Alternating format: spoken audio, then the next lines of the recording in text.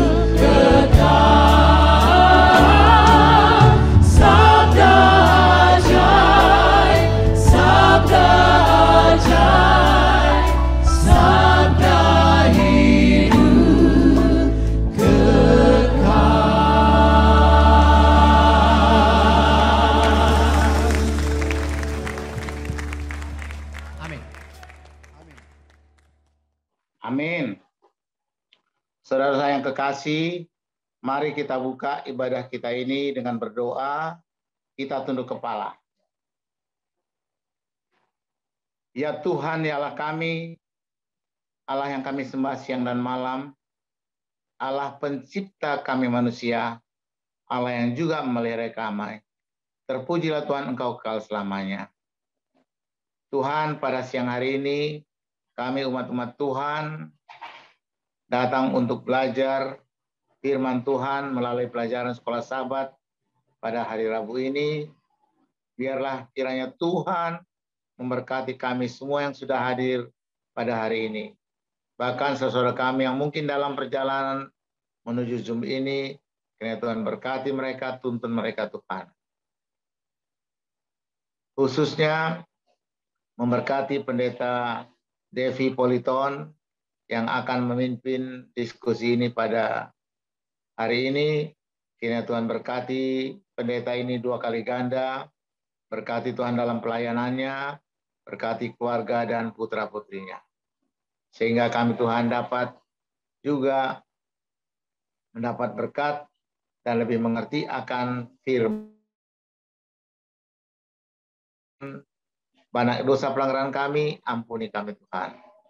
Biarlah Tuhan kegiatan ini juga merupakan bagian dari penginjilan umat-umat Tuhan dan untuk memperkuat fondasi keimanan kami akan firman Tuhan itu. Terima kasih Bapa. Bersamalah dengan kami sepanjang kegiatan ini. Doa ini kami alaskan hanya dalam nama Yesus yang telah menjadi Tuhan dan Juru Selamat kami. Amin. Baik, selanjutnya kita akan mendengarkan lagu tema kita, I Will Go.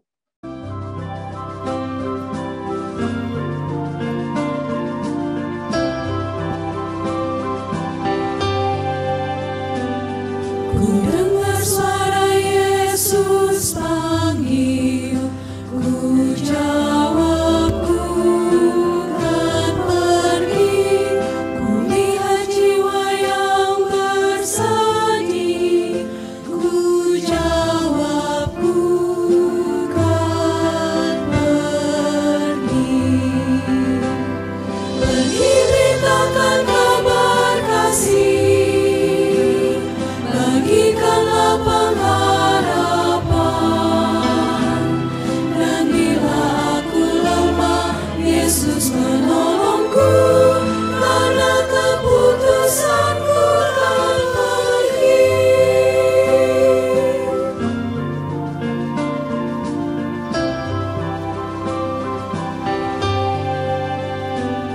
I hear the voice of Jesus calling. My answer is, I will go. I see the need of people crying. My answer is, I will go. I couldn't share the message of love. I couldn't share the blessed hope. But if I get discouraged, I call to Jesus' help, because I have decided I will go.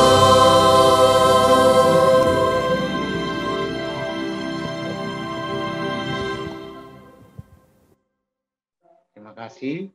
Saudara-saudara yang kekasih dalam Tuhan, tibalah waktunya pembahasan Sekolah Sahabat hari ini, Rabu 12 Januari 2022, yang akan dipimpin hamba Tuhan, Pendeta Devi Politon, yang berjudul Disempurnakan Melalui Penderitaan. Baik, buat saudara-saudaraku yang mau bertanya, bisa tulis di kolom chat atau langsung bertanya. Selanjutnya, kami serahkan kepada Pendeta Dave Politon. Silakan, Pak. Selamat siang, teman-teman, sahabat-sahabat di kelompok diskusi rutin setiap hari. Selamat Di siang, forum Pak. ini. Sehat-sehat selalu ya. Kita langsung saja. Pelajaran kita pada hari Rabu ini disempurnakan melalui penderitaan. Saya senang topik ini karena topik ini identik sekali dengan sifat kemanusiaan kita yang sebenarnya kalau kita mau bicara jujur, tidak ada orang yang mau menderita. Mudah-mudahan saya betul. Ya, penderitaan dalam berbagai aspek ya. Kita ini ada 4 aspek kemanusiaan kita, dari fisik, mental, spiritual, dan sosial. Penderitaan itu bisa penderitaan fisik, ya. Anda bisa dianiaya, menderita karena penyakit, ya. Kemudian mental dalam arti emosional Anda ditekan, ya.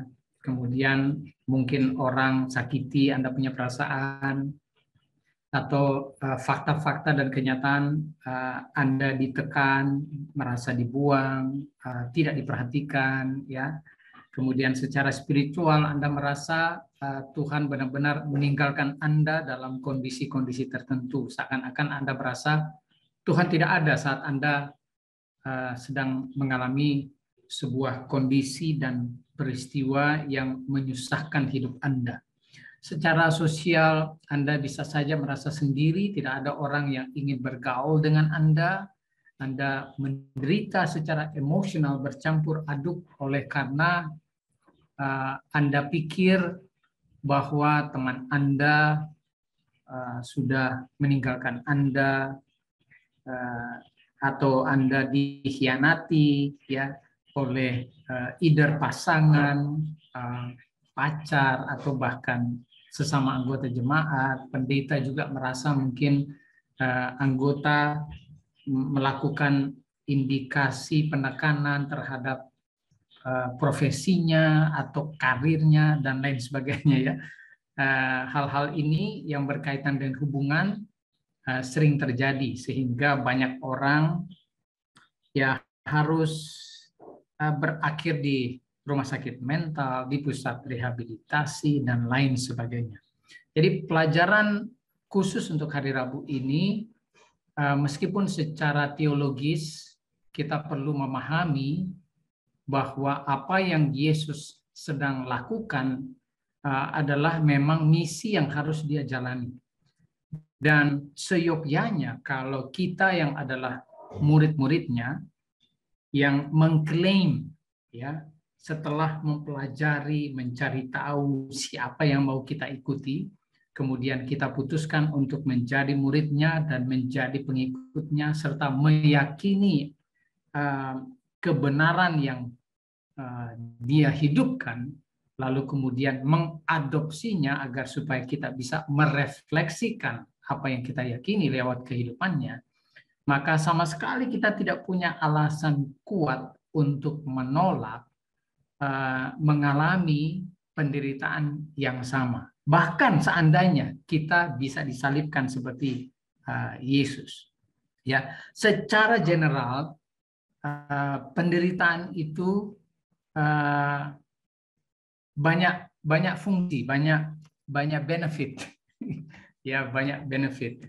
Dalam kacamata secara khusus untuk perkembangan karakter, tabiat, emosi, dan kepribadian seseorang, justru penderitaan itu adalah media di mana Anda akan diajar untuk belajar sabar, belajar tabah, kemudian melihat proses penderitaan yang sedang Anda alami, kemudian mengantisipasinya supaya Anda tidak putus asa dan patah semangat serta terbenam dalam kesedihan oleh karena penderitaan yang Anda sedang alami, lalu kemudian tetap konsisten untuk bangkit dan maju terus. Itu gantinya berdiam diri, lalu terbenam dalam kesedihan dan penderitaan yang Anda sedang alami, dan Anda kehilangan fokus, visi dan misi untuk Anda jalani di kemudian hari. Jadi di pelajaran sekolah sahabat kita ini bagus sekali karena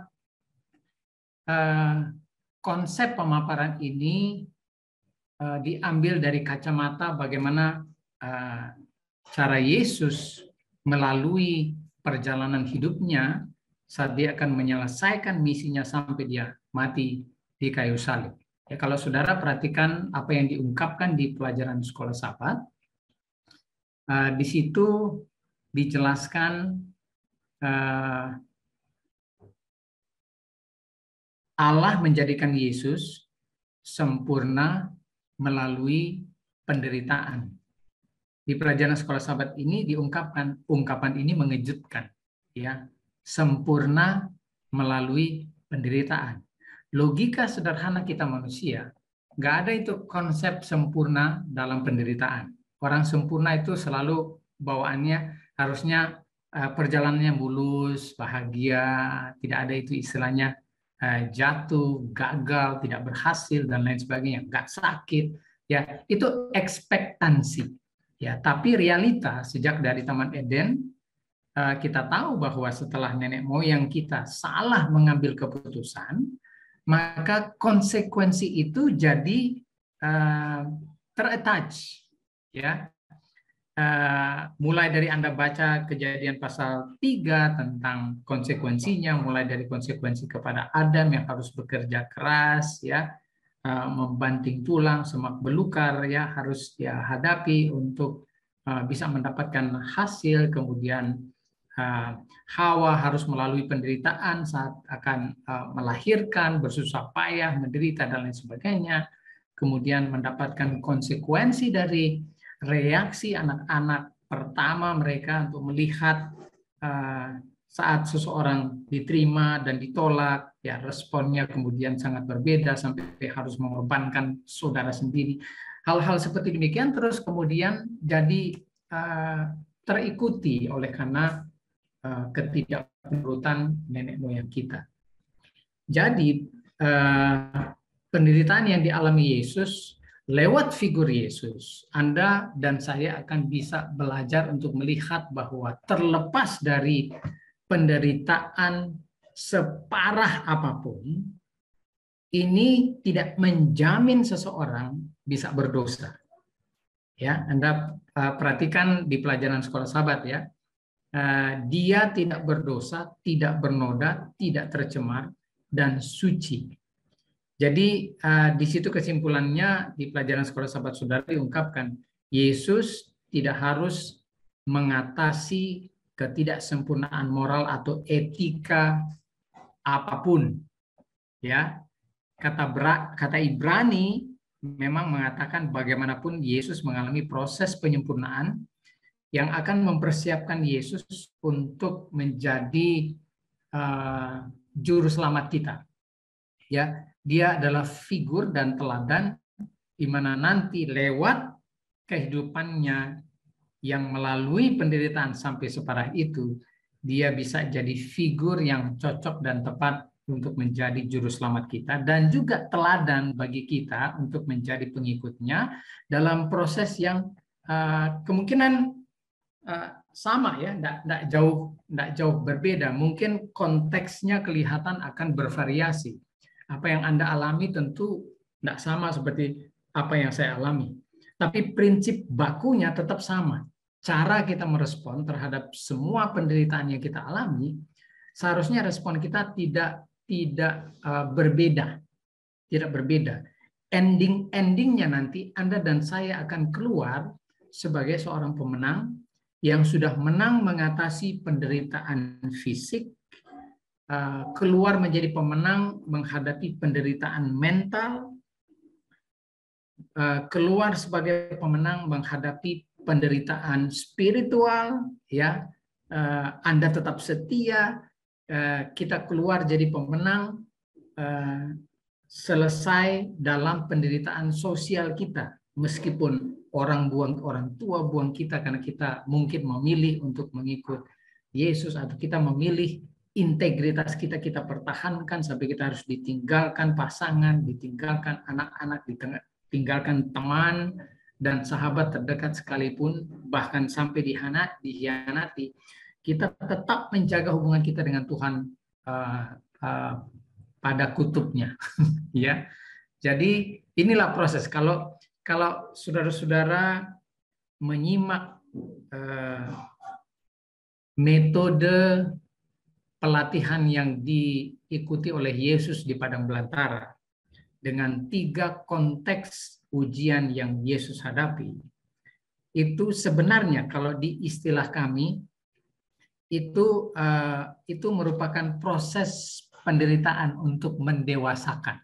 Ya, secara fisik Yesus diuji untuk merubah batu menjadi roti.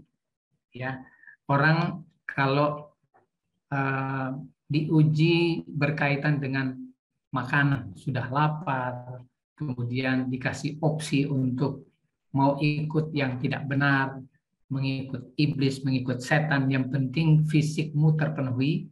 Sekarang itu banyak sekali orang mengorbankan prinsip hanya karena mau makan, mau hidup, yang penting bisa alive. Ya, ada pekerjaan untuk bisa menafkahi keluarga, tetapi itu justru menjauhkan dia dari prinsip, ya, keyakinan dan kebenaran yang dia yakini. Kemudian disuruh memilih untuk menyembah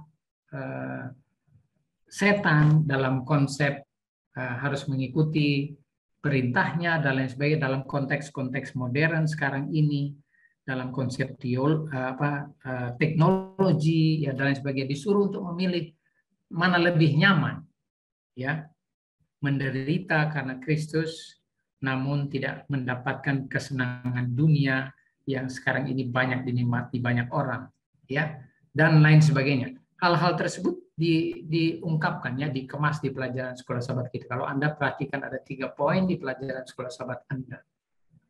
Dan Anda perhatikan bahwa penderitaan ini justru akan nempel terus karena ini memang diizinkan untuk melihat bagaimana Yesus merespon, ya, dalam setiap momen. Bahkan Anda bayangkanlah mulai dari Taman Getsemani. Mungkin awal-awalnya sebelum ke situ ya sudah tahulah di meja perjamuan kudus aja Tuhan sudah tahu ada seseorang yang akan mengkhianati, ya. Tetapi merasa dikhianati dalam konsep sekarang itu tidak normal, ya. Seharusnya kita tidak mengkhianati orang. Kita diajarkan untuk tidak berkhianat, ya. Tapi saat kita mengalami pengkhianatan, bagaimana respon kita, itu merupakan ujian untuk melihat apakah Anda tetap membuka peluang, ya, membuka kesempatan bagi orang yang pernah mengkhianati Anda, pernah menekan dan menjatuhkan Anda, ya. Itu dilihat dari respon yang kemungkinan akan banyak berbeda. Bahkan pendeta-pendeta sekalipun, ya, ketua-ketua, orang-orang pemimpin rohani, Anda bisa lihat respon yang berbeda. Ada yang masih mempertahankan dia punya personality, ya. Ya, saya pastor tapi saya masih manusia. Jadi jangan coba-coba main-main dengan saya. Ya, ada ekspresi-ekspresi seperti demikian yang masih mempertahankan untuk kalau bisa tidak melalui proses itu supaya tidak menderita, supaya tidak ditekan, supaya tidak dipermalukan dan lain sebagainya. Ya, Yesus belajar ketaatan melalui penderitaan. Ada satu fakta yang mungkin Anda lihat di sini yang perlu kita pahami.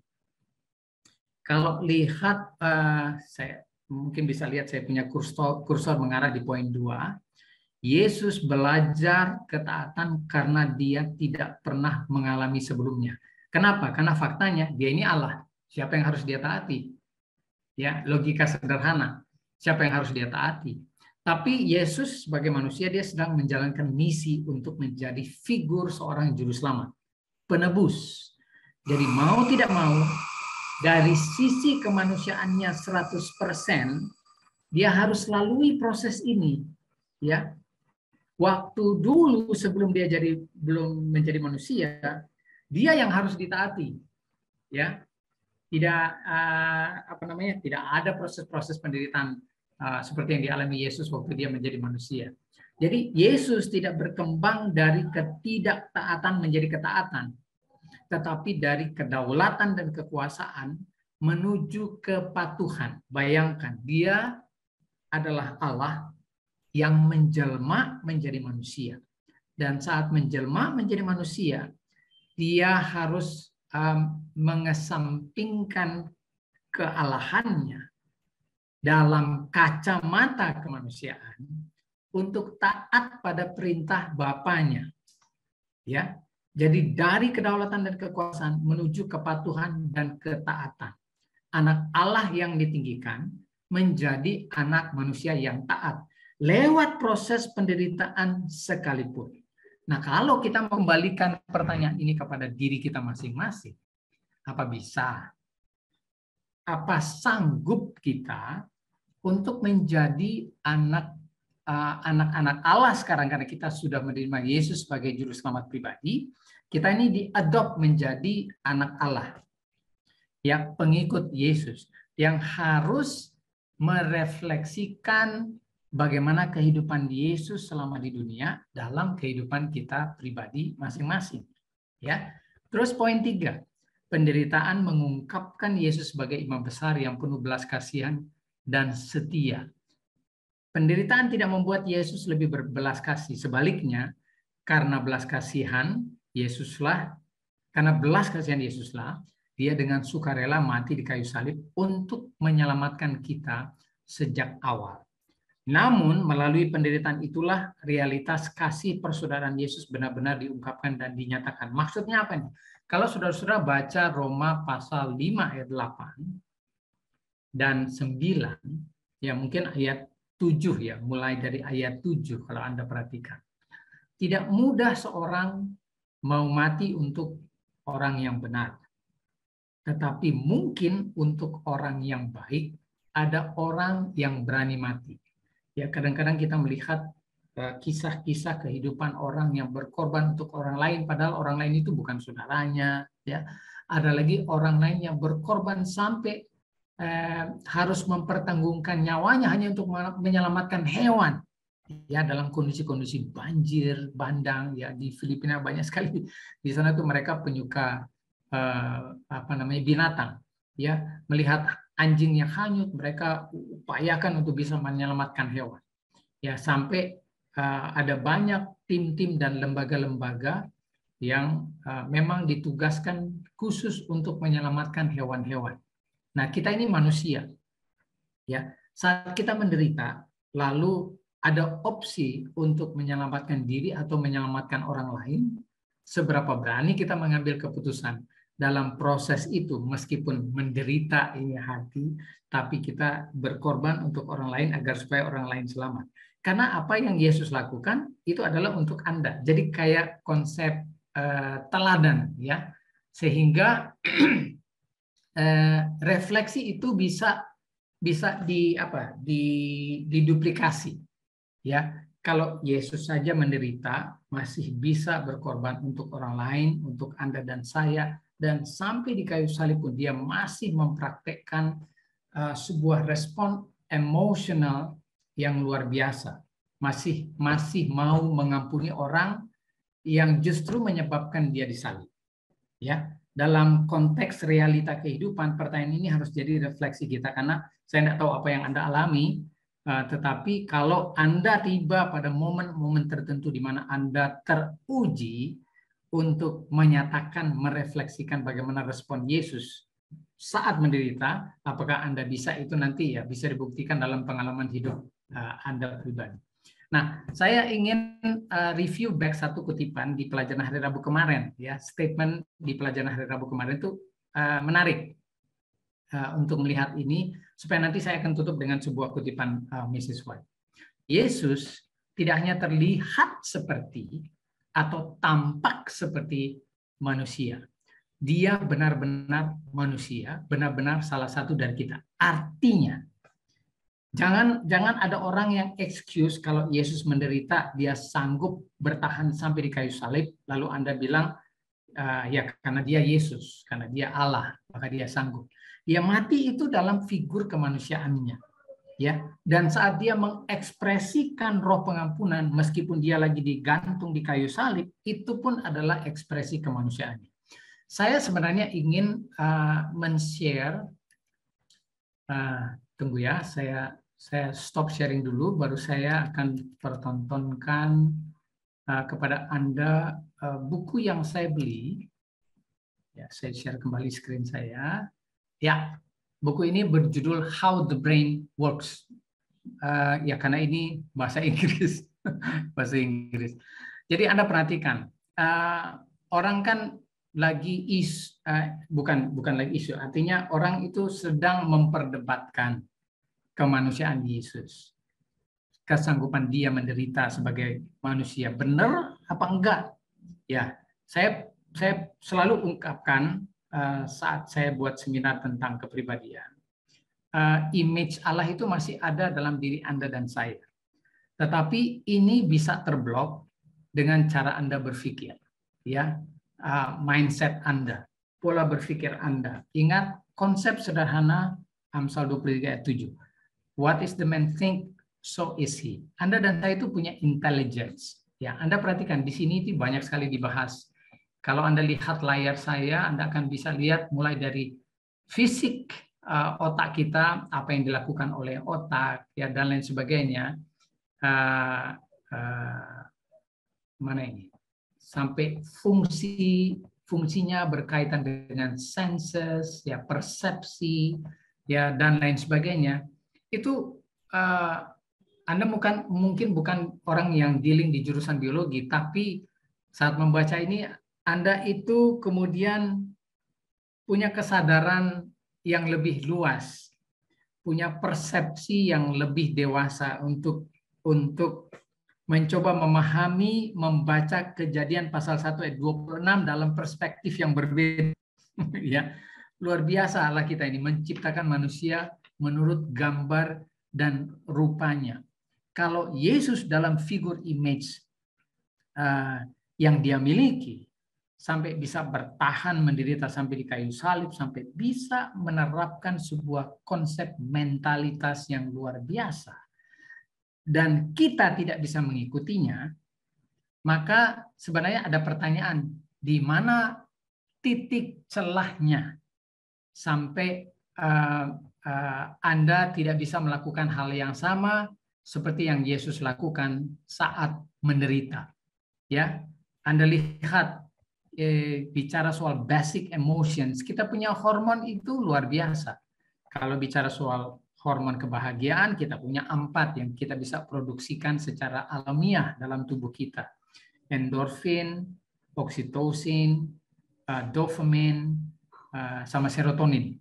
Ini adalah the happiness hormone yang Anda bisa dapatkan secara alami hanya dengan merubah Anda punya respon, berbahagia, tertawa, senyum, berbuat baik, ya, caring sama orang, tidak menyimpan kesalahan, perhatian, ya, dan lain sebagainya. Hormon-hormon ini akan keluar dan membuat Anda jadi lebih sehat. Kalau Anda tidak praktekkan itu, maka ada kontradiksi yang membuat Anda tidak bisa punya resiliensi saat Anda menghadapi penderitaan. Ya, sampai bicara soal moral dan lain sebagainya, otak Anda itu luar biasa untuk bisa diisi dengan moralitas dari kebenaran firman Tuhan, disimpan di dalam memori, lalu kemudian frontal lobe Anda akan memprosesnya menjadi sebuah proses pembentukan karakter saat decision making Anda sinkronkan dengan rencana dan kehendak Tuhan. Bicara soal memori, ini luar biasa lagi. Kalau kita bicara soal memori, semua firman yang kita simpan, nasihat-nasihat bijak yang kita simpan untuk membekali kita menjadi figur yang lebih kuat saat kita mengalami penderitaan, itu benar-benar sungguh bermanfaat bagi otak Anda. Ya, kalau kita ingat kita sudah berhasil di masa yang lalu menghadapi penderitaan sebelumnya, maka kita disiapkan untuk penderitaan yang lebih besar. Dan cara Anda merespon akan sangat menentukan Anda bisa berhasil lagi di penderitaan selanjutnya atau tidak. Ya, jadi ya saya stop sharing untuk kali ini. Hanya ingin memberikan info kepada saudara-saudara tentang bagaimana luar biasanya Anda dan saya sebenarnya untuk bisa meniru teladan Yesus berkaitan dengan apa yang Yesus alami dan nanti apa yang Anda alami. ya, sehingga ini kutipan terakhir yang saya ingin share kepada saudara di pamflet 169 paragraf 1 alinea ketiga kalau tidak salah, ya. Anda bisa search di website untuk hal ini. Di situ Ellen White mengungkapkan, Kristus setuju untuk mati menggantikan manusia, agar manusia dengan kehidupan yang taat dapat lolos dari hukuman-hukum Allah. Kematiannya tidak membunuh hukum, tidak mengurangi hukum, tidak mengabaikan hukum, tidak mengurangi klaim kekudusannya atau kesuciannya, tidak mengurangi martabat kesuciannya. Kematian Kristus menyatakan keadilan hukum Bapanya dalam menghukum pelanggar. Dalam arti ia setuju untuk menanggung hukuman itu sendiri untuk menyelamatkan manusia yang jatuh dari kutukannya. Itu Anda dan saya. Kalau Anda tetap pada pelanggaran hukum, seharusnya Anda bisa diselamatkan, tapi Anda harus punya pilihan untuk mengikuti alurnya.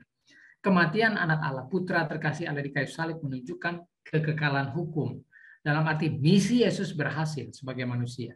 Kematiannya itu membesarkan hukum dan membuat hukum tersebut jadi terhormat dan memberikan bukti kepada manusia tentang karakternya yang tidak berubah karena kebenaran firman itu.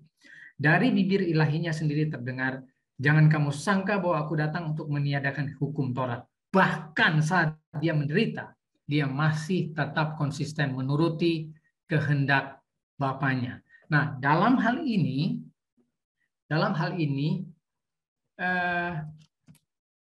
kembali kita melihat judul hari ini, disempurnakan melalui penderitaan. Apakah bisa itu Anda dan saya alami? Tentu saja bisa. Saya bisa jaminkan. Kalau Anda mengikuti prosedur yang sama seperti apa yang dialami oleh Yesus. Kalau Anda konsisten, Anda setia, komitmen, maka penderitaan itu akan Anda anggap sebagai media mematangkan dan mendewasakan Anda untuk lebih sempurna menghadapi yang lebih parah lagi di kemudian hari. Ya, ingat Wahyu 14 ayat 12 yang lalu, kunci utama sebenarnya adalah yang penting di sini ketekunan orang-orang kudus. Ketekunan itu adalah konsistensi respon Anda sebagai manusia, bahkan dalam kondisi menderita. Anda tetap menurut hukum dan perintah-perintah Allah, serta beriman kepada Yesus. Kalau di proses ketekunan ini Anda kalah, saat Anda menderita, Anda putus asa, lalu meninggalkan Tuhan, maka Anda tidak bisa sempurna untuk proses selanjutnya. Jadi ingat, penderitaan mulai dari yang kecil sampai nanti yang besar, semua itu adalah sebuah media, proses di mana Anda sedang disempurnakan.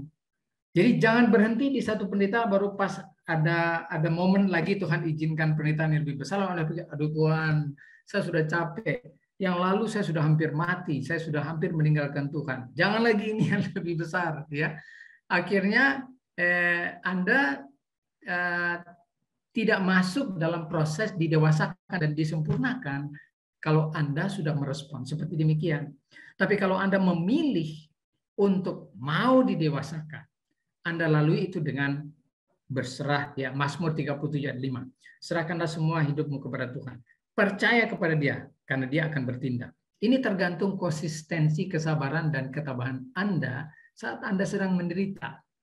Apapun, mau ekonomi, rumah tangga, anak-anak lagi bermasalah, dan lain sebagainya, itu merupakan penderitaan yang bisa saja penderitaan mental, bisa penderitaan spiritual, karena Anda mungkin nanti akan disorot, anak-anak tidak sesuai dengan kondisi dan posisi jabatan orang tuanya secara spiritual. Mungkin orang tuanya ketua jemaat, orang tuanya pendeta, anak-anaknya tiba-tiba lari. Dan ini adalah penderitaan mental serta penderitaan spiritual yang membebani perasaan individu seseorang. Tapi Anda sanggup tidak bertahan untuk tetap berserah, terlepas dari omongan orang dan sebagainya. Proses penderitaan kita itu bisa berbeda dan bervariasi. Tetapi kita harus mengerjakan keselamatan kita. Rasul Paulus bilang, kalau kita bisa taat untuk konsisten, tetap bimbing, tetap arahkan. Ya, jangan lari dari visi dan misi untuk menyelamatkan keluarga kita, tetangga kita, sahabat kita, dan bahkan musuh kita. Ya, semua itu adalah proses yang akan mendewasakan Anda dan saya, serta menyempurnakan Anda dan saya untuk siap diselamatkan dan menerima apa yang Tuhan sudah sediakan. Mungkin hanya itu yang saya bisa sampaikan, Pak Ritonga. Terima kasih banyak untuk perhatiannya. Silakan berdiskusi. Baik, terima kasih Pendeta Dave Politon. Saudara-saudara yang dikasih Tuhan, saatnya kita diskusi atau tanya jawab, bisa melalui kolom chat atau bertanya atau menanggapi langsung. Setelah diskusi ini akan ada closing statement dari pendeta. Baik, silakan saudara-saudaraku yang kasih dalam Tuhan. Oh ya, sudah saya lihat ada dalam kolom chat. Yang pertama dari Ibu Elvira yang begitu rajin nih. Ibu Elvira Dumais, pertanyaan pertama, Pastor Devi, Yesus tidak berdosa, tetapi mengalami penderitaan. Apa yang kita lakukan sebaiknya sewaktu penderitaan menderita kita? Sewaktu penderitaan mendera kita. Terima kasih. Silakan Pendeta. Oke, pertanyaan ini sebenarnya pertanyaan yang sangat mendasar, ya, bisa saja juga ditanyakan banyak orang, ya, banyak orang yang mungkin sedang menderita dalam konteks yang berbeda, ya. Kalau kita baca Roma pasal 12 ayat 12, ada statement di situ. Bersukacitalah dalam pengharapan, sabarlah dalam kesesakan, dan bertekunlah dalam doa. Saya perlu ekspresikan dan jelaskan ini dalam skop yang lebih luas. Kalau orang sedang menderita, biasanya itu harapannya nggak ada di pikirannya, kecuali dia punya kebiasaan untuk selalu mengasosiate setiap kali menderita, harapannya itu selalu di-attach, supaya respon dia selalu bijak, karena dia selalu attach dengan pengharapan. Dia selalu ingat bahwa akan lebih mulia apa yang Tuhan janjikan dibanding saat dia terpengaruh dengan apa yang sedang dia alami. Kemudian sabar dalam kesesakan. Kesabaran itu relatif tiap orang, berbeda banget. Kecuali saya bilang, kalau orang ini punya kebiasaan untuk menanggung penderitaan yang sedang dihadapi dengan sabar, maka dia punya karakter kesabaran itu akan jadi modal utama untuk sabar dalam banyaknya variasi godaan dan ujian yang akan dialami di kemudian hari. Nah, kesabaran ini juga bergantung pada konsistensi individu yang bersangkutan. Ya, solusinya itu bisa juga diasosiate dengan bagaimana individu yang bersangkutan mengingat cara Yesus merespon.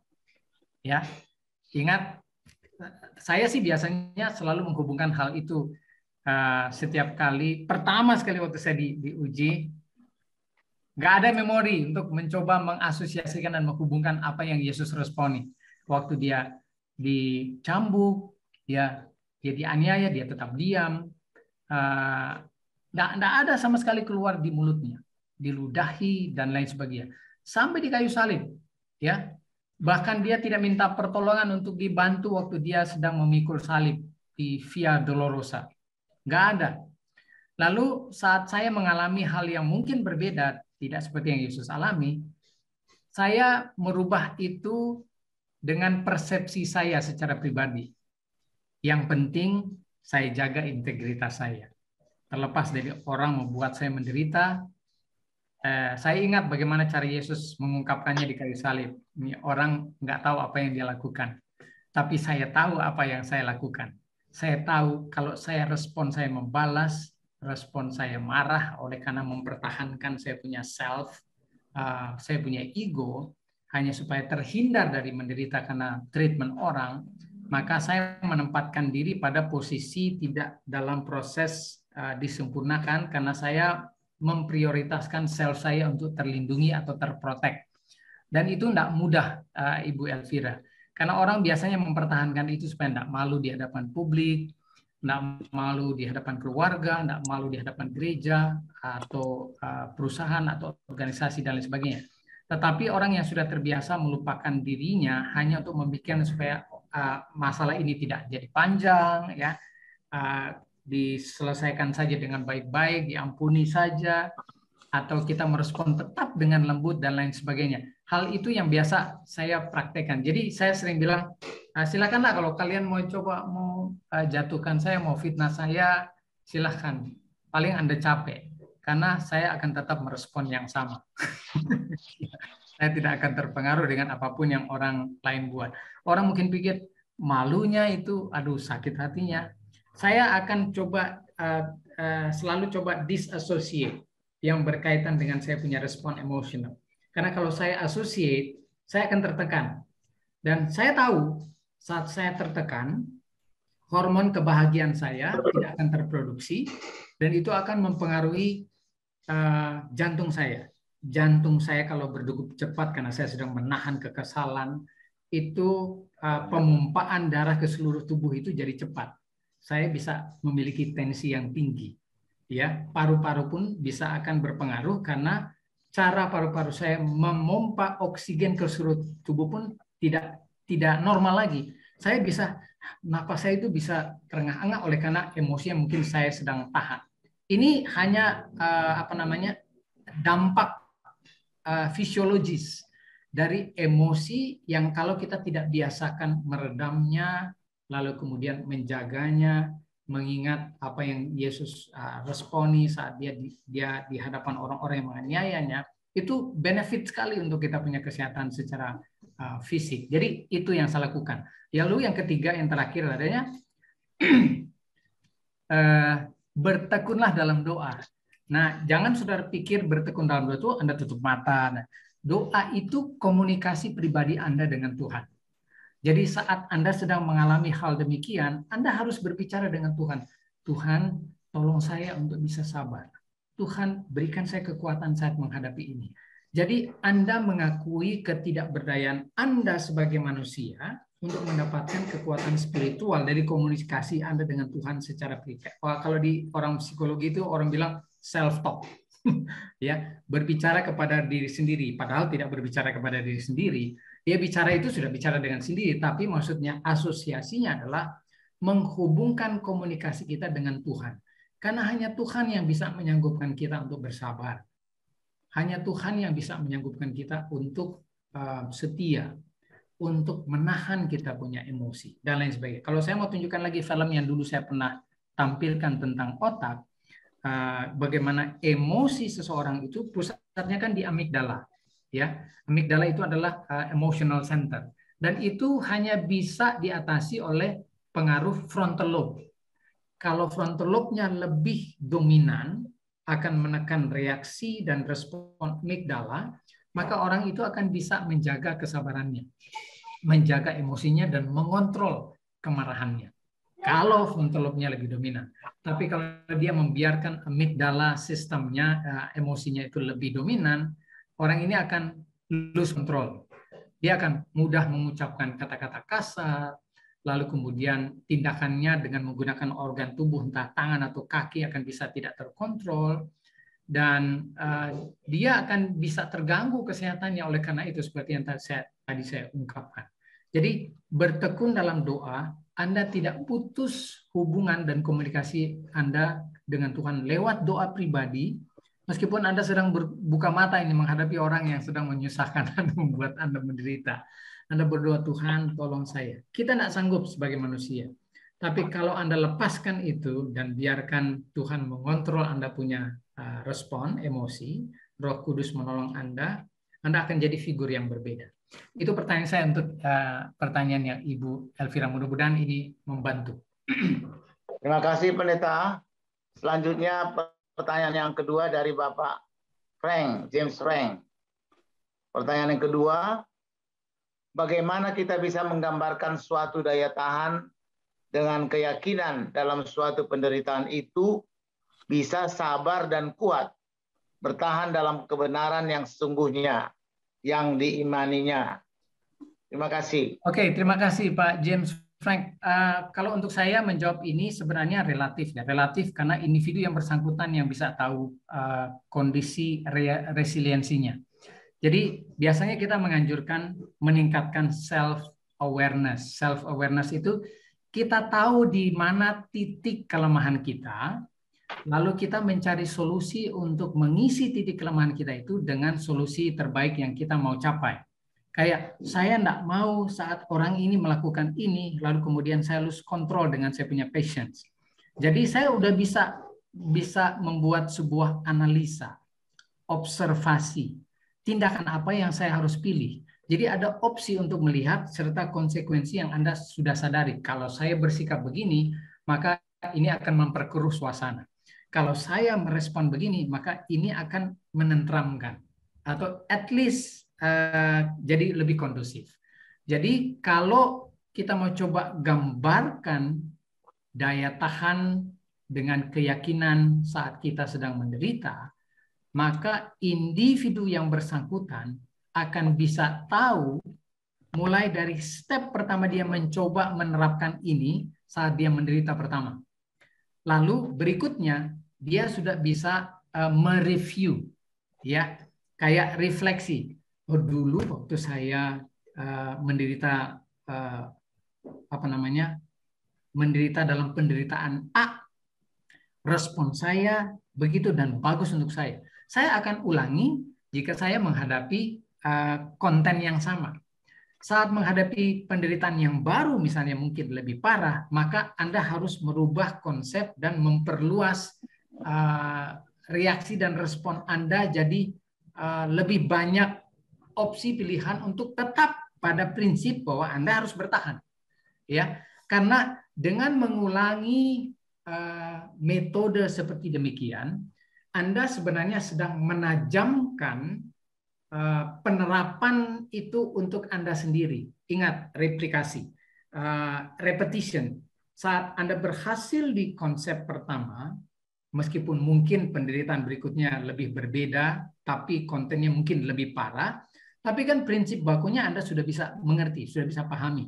Sehingga itu jadi modal utama untuk Anda gunakan di penderitaan berikutnya. Sehingga setiap kali Anda mengalami penderitaan yang berbeda, namun Anda menerapkan sebuah metode baku yang sama yang diungkapkan oleh firman Tuhan, itu pun kalau Anda simpan di memori ya, kalau Anda recall banyak nasihat di Alkitab, di firman Allah untuk mengungkapkan sabar Anda, ya, jangan simpan kesalahan, ya, kemudian ampunilah dan lain sebagainya. Jangan balas kejahatan dengan kejahatan, balas dengan kebaikan. Doakan musuh.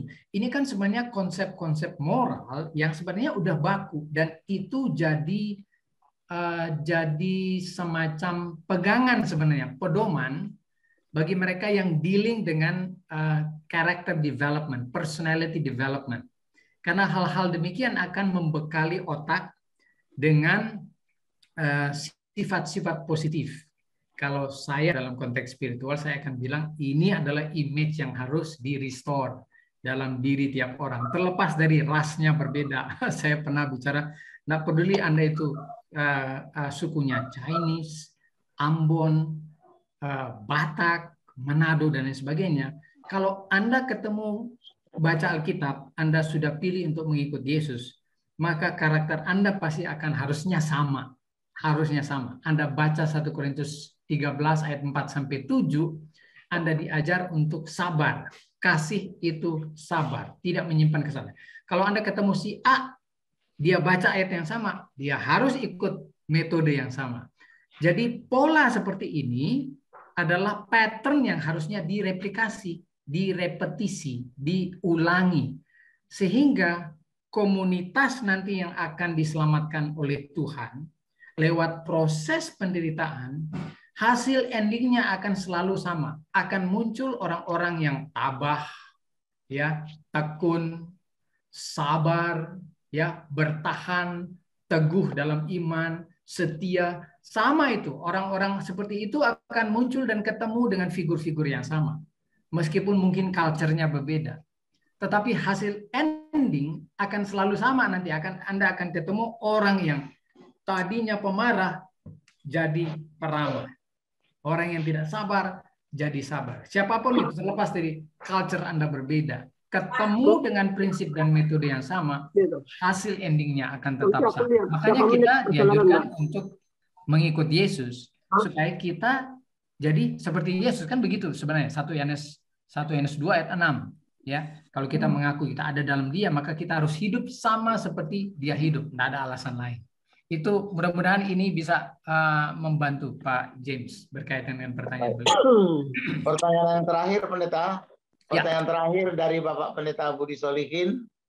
Dalam perjanjian lama, bila mana orang berdosa, mencuri atau membunuh, maka akan dibayar menjadi budak oleh Goel, kerabat saudara yang terdekat.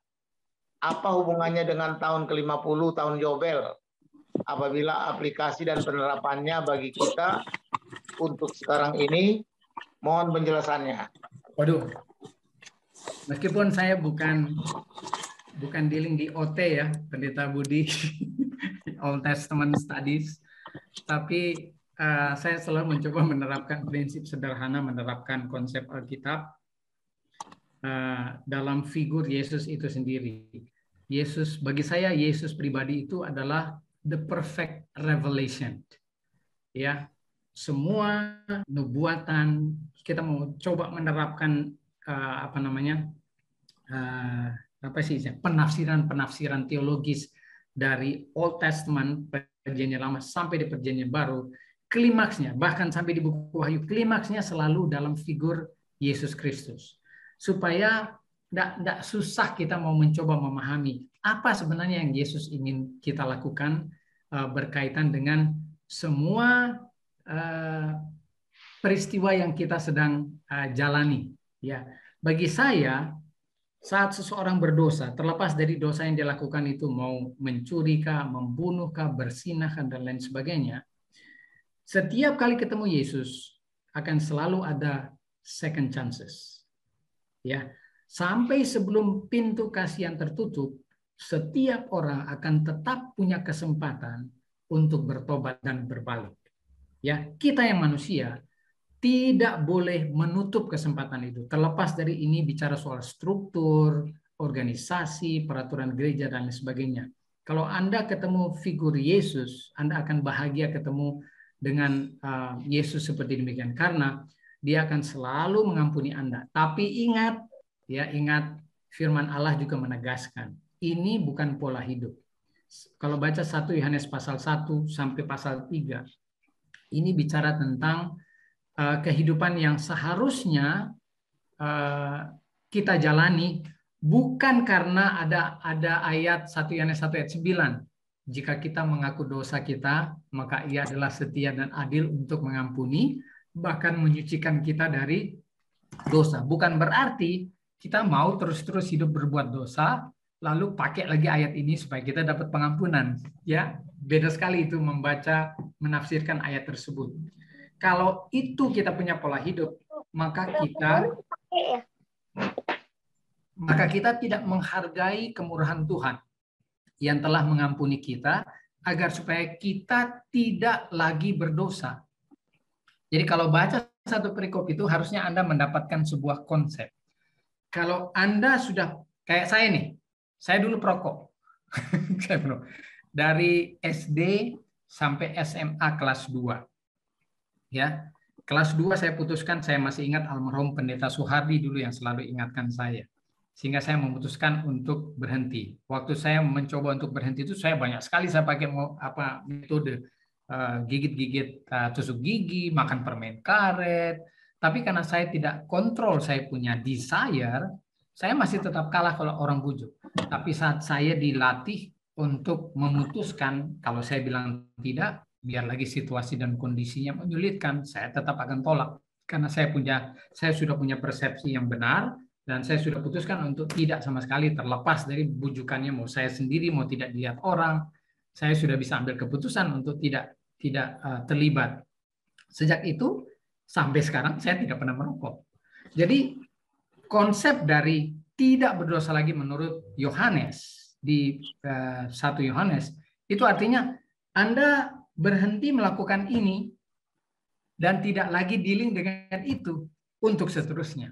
Kecuali ya mungkin ada tergoda lagi untuk yang baru, nah Anda boleh pakai lagi 1 Yohanes 1 ayat 9, asal Anda berhenti. Karena kalau tidak Anda akan kontradiksi dengan konsep apa yang Yesus lakukan terhadap Anda. Bagaimana Yesus bisa menyempurnakan dan menyucikan Anda kalau Anda masih tetap mau berbuat dosa lagi? Itu nggak masuk akal bagi saya. Jadi kalau Anda sudah berhenti di dosa A, maka seharusnya Anda tidak lakukan lagi itu yang A. Anda berdosa untuk yang B, seharusnya Anda tidak lagi lakukan yang B. Jadi totally 360 derajat berubah dari manusia lama ke manusia baru. Ini yang diekspos oleh Rasul Paulus di buku Roma, di Galatia pasal 5, dan lain sebagainya. Kalau Anda masih lakukan itu, maka ya kita tidak tahu kapan kemurahan Allah itu berhenti di tiap orang. Who knows? Ya, kita tidak tahu besok kita mati dalam keberdosaan kita, tapi orang mungkin akan ingat kesetiaan Anda. Ya, judgment-nya bisa berbeda dengan apa yang Tuhan lihat dari keseluruhan hidup orang tersebut. Ya, pepatah lama itu masih tetap berlaku. Karena nila setitik rusak susu sebelanga. Tapi kalau Anda punya komitmen untuk mau bertobat, berubah, maka Alkitab bilang meskipun dosamu merah seperti kermisi, akan diputihkan seperti salju. Asal Anda tidak lakukan lagi. Gitu aja konsep sederhananya. Mudah-mudahan ini menjawab, Pendeta Budi. Terima kasih, Pendeta. Terima kasih yang sudah diskusi. Silakan closing statement-nya, Pendeta. Nggak bisa tambahkan sedikit, Pak Ritonga? Oh ya. Oke. 1 menit, Pak. 1 menit. Setengah menit. Oke, satu. Jadi saya mau menanggapi apa yang disampaikan Ibu Ritonga.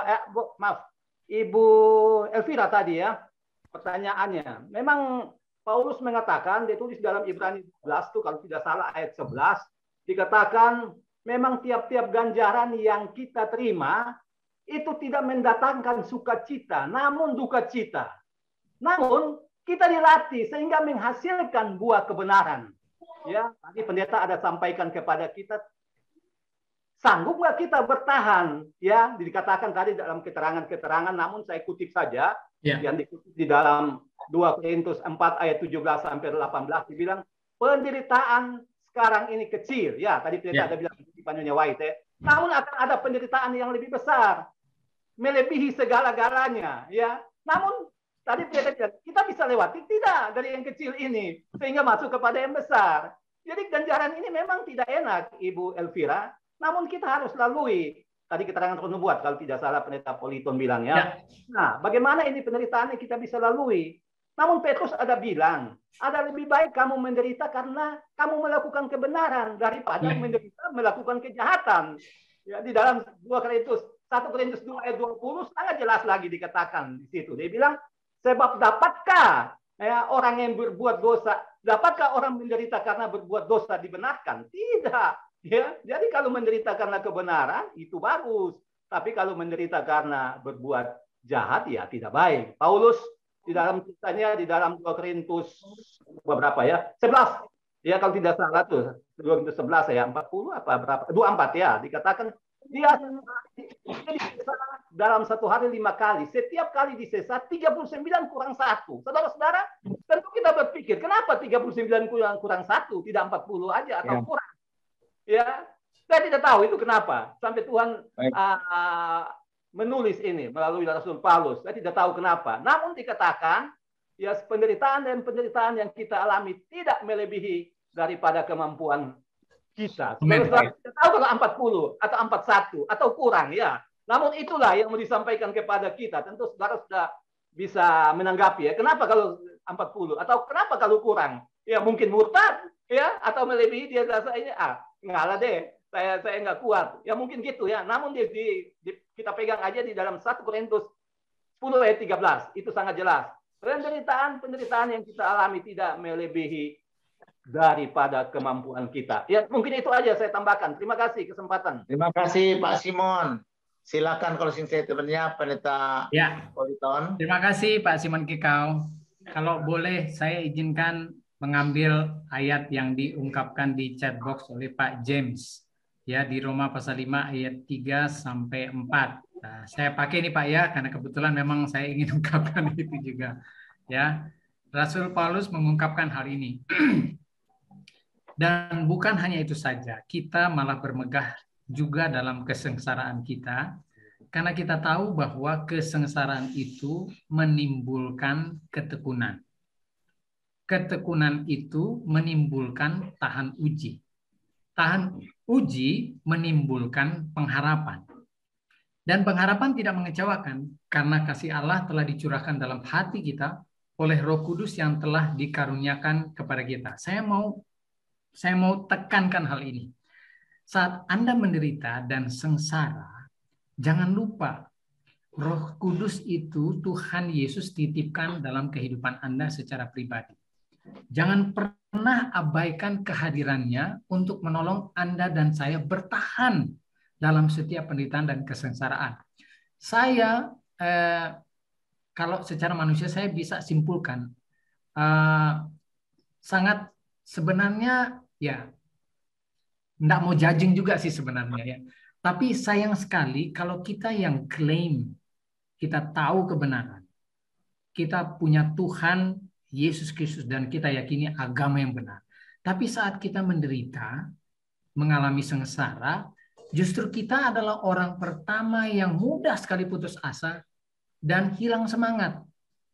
Yang parahnya lagi, ada yang memang jauh dan lari dari Tuhan, udah nggak lagi meyakini kebenarannya, hanya karena penderitaannya, hanya kesengsaraannya.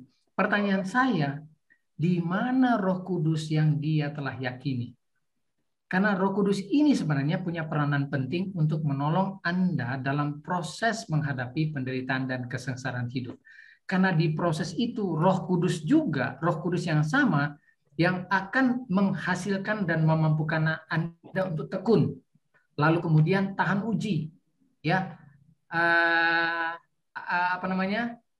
apalagi itu pengharapan. Jadi Anda tidak lose hope, tidak mudah untuk lose hope. Jadi pelajaran hari Rabu ini seharusnya kita terapkan, ya, tidak cuma sekedar penangkapan secara teologis dan pelajaran sekolah sahabat biasa.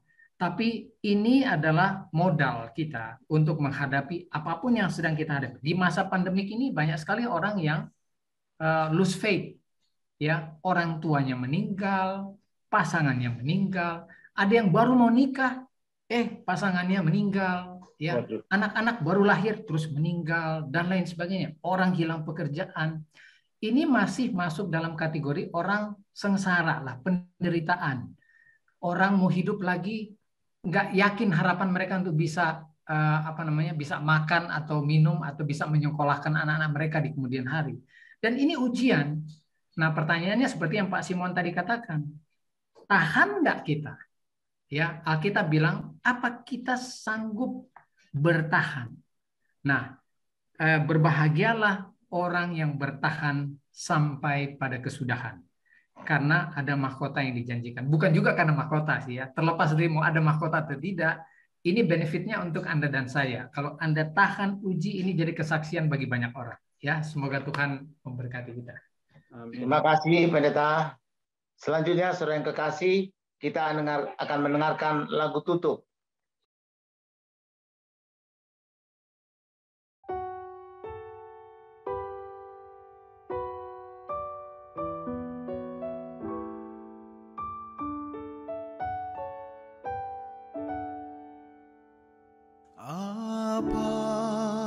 Apabila damai perjalananku atau ombak keras memalu, apapun nasibku, aku berseru, baiklah, baiklah bagiku, baiklah.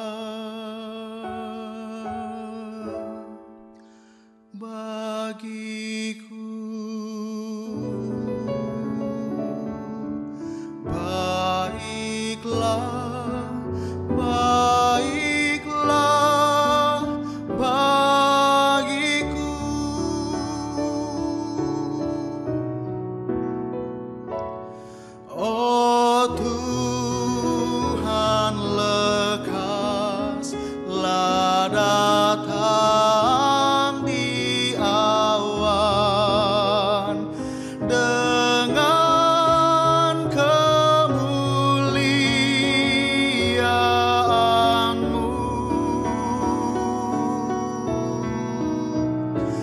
Nafiri berbunyi, datanglah Tuhan, itu pun baiklah bagiku.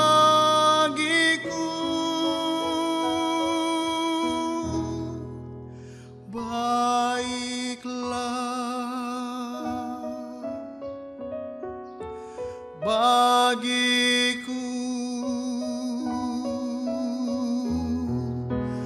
baiklah, baiklah bagiku, baiklah, baiklah bagiku.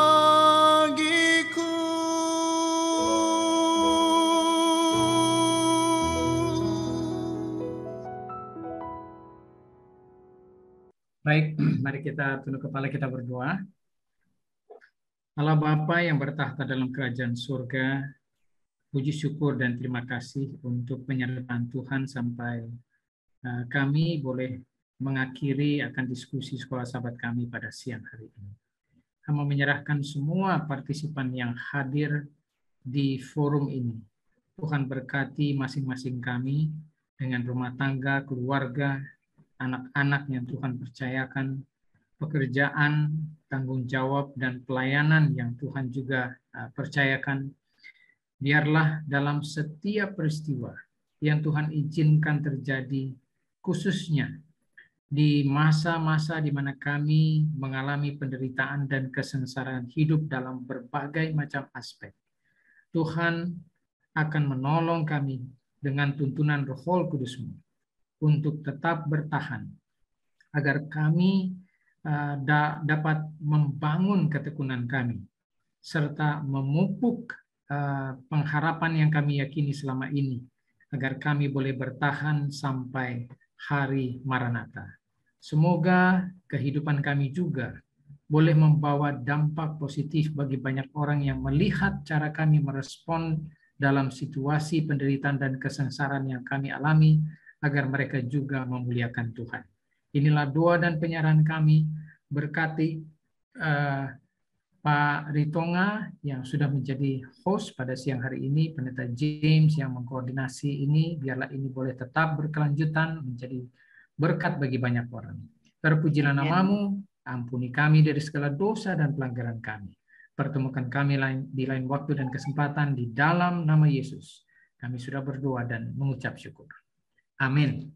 Selamat bertemu kembali dengan kami di Jemaat Fisdak. Bagi saudara dan saudari yang saya kasih dalam Yesus Kristus yang kembali sudah meluangkan waktu di acara ibadah kita pada saat ini.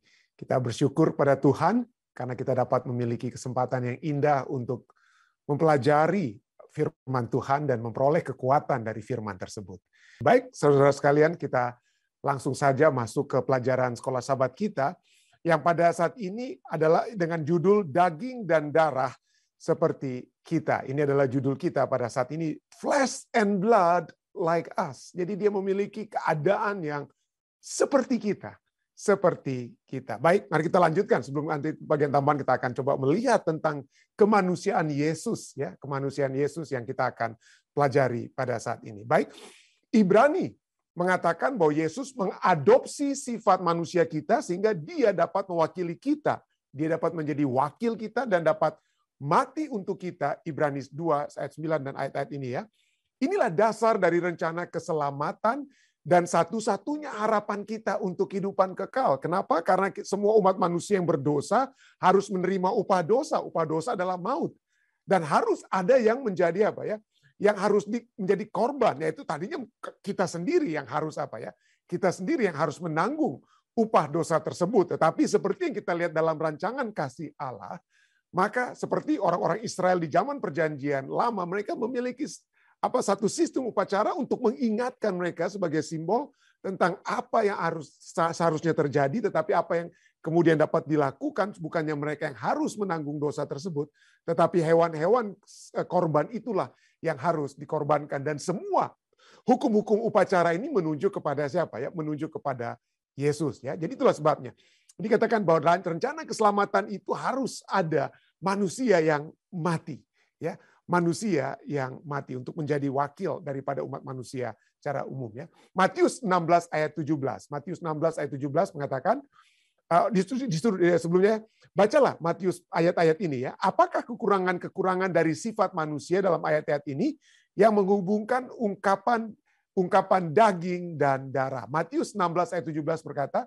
kata Yesus kepadanya, berbahagialah engkau Simon bin Yunus, sebab bukan manusia yang menyatakan itu kepadamu, melainkan Bapakku yang di sorga. Nah, mungkin Anda bertanya, kenapa ini berbicara yang mereka buat tanda emfasisnya itu manusia, sedangkan ayat-ayat di atas berbicara tentang daging dan darah. Nah, kalau Anda melihat daging dan darah, flesh and blood, di dalam Matius 16 itu, Matius 16 ayat 17 itu bahasa Inggrisnya itu adalah daging dan darah, tapi Alkitab bahasa Indonesia kita ya langsung menyatakan daging dan darah itu langsung apa? Diinterpretasikan sebagai manusia. Jadi terjemahan baru seperti kita sudah pelajari tadi malam ya, kembali membuat interpretasi dari kata yang sesungguhnya itu daging dan darah. Dengan kata lain, kalau mau lihat aslinya, Matius 16 ayat 17 berkata demikian ya, kata Yesus kepadanya, berbahagialah engkau Simon bin Yunus, sebab bukan daging dan darah yang menyatakan itu kepadamu, melainkan Bapakku yang di sorga. Galatia 1 ayat 16 juga hal yang sama muncul kembali ya. Berkenan menyatakan anaknya dalam aku, supaya aku memberitakan dia, ya Rasul Paulus katakan ya, memberitakan dia di antara bangsa-bangsa, bukan Yahudi. Itulah tugas Rasul Paulus, memberitakan tentang Yesus pada orang-orang di luar Yahudi. Maka sesaat pun aku tidak meminta pertimbangan kepada daging dan darah aslinya. Tapi bahasa terjemahan Indonesia katakan apa? Langsung diinterpretasikan itu artinya apa? Manusia. Maka sesaat pun aku tidak minta pertimbangan kepada manusia atau daging dan darah. Jadi kata daging dan darah itu equal atau sama dengan apa?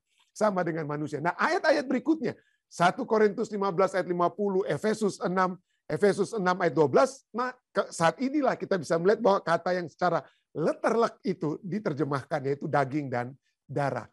1 Korintus 15 ayat 20. Saudara-saudara, inilah yang aku katakan kepadamu, yaitu bahwa daging dan darah tidak mendapat bagian dalam kerajaan Allah. Artinya, inilah yang aku katakan kepadamu, yaitu bahwa manusia yang sesungguhnya dalam keberdosaannya, tidak mendapat bagian dalam kerajaan Allah.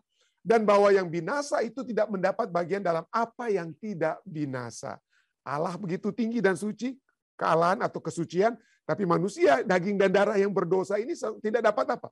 Sesungguhnya kalau hanya dalam keadaan kita tidak dapat memperoleh bagian di dalam kerajaan Allah. Tapi puji Tuhan untuk Yesus Kristus ya. Nah, berikutnya Efesus 6 ayat 12. Karena perjuangan kita bukanlah melawan darah dan daging. Perjuangan kita bukanlah melawan sesama manusia. Dengan kata lain ya, Efesus 6 ayat 12. Kita bukan berkompetisi melawan sesama manusia. Tapi perjuangan kita bukanlah melawan daging dan darah, tetapi melawan pemerintah-pemerintah, melawan penguasa-penguasa, melawan penghulu-penghulu dunia yang gelap ini, melawan roh-roh jahat di udara. Nah, sinilah. Jadi ungkapan daging dan darah menekankan, pelajaran kita katakan, menekankan kelemahan kondisi manusia, daging dan darah. Kelemahannya, Efesus 6 ayat 12. Kurangnya pemahaman yang dia miliki, Matius 16 ayat 17, Galatia 1 ayat 16. Jadi pada saat Petrus berkata, engkau anak Allah itu bukan karena manusia dalam kelemahannya berkata demikian, tapi Allah yang berbicara atau memberikan kekuatan untuk mengatakan hal tersebut. Jadi manusia dalam keadaannya, dalam kondisinya, dalam darah dan dagingnya itu memiliki kekurangan dalam pemahaman dan akan tunduk kepada kematian. 1 Korintus 15 ayat 50. Nah, kitab Ibrani mengatakan bahwa Yesus dibuat sama. Yesus dibuat sama seperti saudara-saudaranya dalam segala hal. Bukan hanya dalam 1-2 segi hal. Tidak, Yesus sama sekali, sama persis. Tidak ada beda dengan dengan umat manusia. Dengan kata lain, Yesus tidak beda dengan umat manusia. Nah, ungkapan ini berarti bahwa Yesus menjadi manusia seutuhnya. Menjadi manusia seutuhnya. Nanti kita akan lihat, cukup menarik ya, karena ada pertimbangan teologi, ada perdebatan teologi yang cukup hebat, bahkan di kalangan teolog-teolog gereja Advent. Yesus ini manusia yang bagaimana? Yesus ini manusia yang bagaimana? Nanti kita akan lihat dalam tambahan pelajaran kita ya, saudara. Jadi Yesus tidak hanya terlihat seperti atau tampak seperti manusia, tapi Yesus benar-benar manusia, benar-benar salah satu dari kita, salah satu dari kita. Nah, Kitab Ibrani juga mengatakan bagaimanapun bahwa Yesus berbeda dari kita mengenai dosa. Ada perbedaannya, yaitu apa? Dalam urusan atau hubungan dengan apa? Dosa. Pertama, Kitab Ibrani katakan apa? Yesus tidak melakukan dosa apapun. Ibrani 4 ayat 15. Yesus tidak melakukan dosa. Yang kedua, Yesus memiliki sifat manusia yang saleh, tanpa salah, tanpa noda, yang terpisah dari orang-orang berdosa. Ibrani 7 ayat 26. Jadi ada yang terpisah dari orang-orang berdosa ya. Nah, tapi kita memiliki kecenderungan yang jahat. Kita memiliki propensity towards sin. Kecenderungan yang jahat. Perbuatan kita pada dosa dimulai jauh di dalam sifat kita sendiri. Kita adalah daging terjual di bawah kuasa dosa. Roma 7 ayat 14, lihat juga Roma 7 ayat 15 dan sampai dengan 20. Kesombongan dan motivasi berdosa lainnya bahkan mencemari tindakan baik kita. Sifat Yesus bagaimanapun tidak dirusak oleh dosa. Kenapa Yesus tidak dirusak oleh dosa? Tidak memiliki propensity towards sin. Karena harus seperti itu. Yesus harus tidak dirusak oleh dosa. Kenapa? Jika Yesus adalah daging yang terjual di bawah kuasa dosa seperti kita, maka Yesus sendiri yang memiliki sifat keberdosaan atau berbuat dosa, maka Yesus sendiri akan membutuhkan juru selamat. Jadi dia harus tidak apa? Dia harus tidak berdosa. Inilah yang menjadi rame ya di dalam dunia persilatan teologi, bahkan persilatan teologi gereja Advent yang nanti kita akan lihat ya. Sebaliknya, Yesus datang sebagai juru selamat dan mempersembahkan dirinya sendiri sebagai korban yang tidak bercacat kepada Allah bagi kita. Jadi Yesus adalah manusia, tapi dia harus menjadi bukan manusia yang berdosa. Kalau Yesus menjadi manusia berdosa, maka Yesus sendiri harus membutuhkan juru selamat. Tetapi supaya dia dapat menjadi korban yang tidak bercacat, supaya dia dapat mewakili manusia yang harusnya mati ya oleh sebab dosa, tapi dia harus menjadi domba yang tidak bercacat, maka Yesus harus apa? Tidak berdosa ya.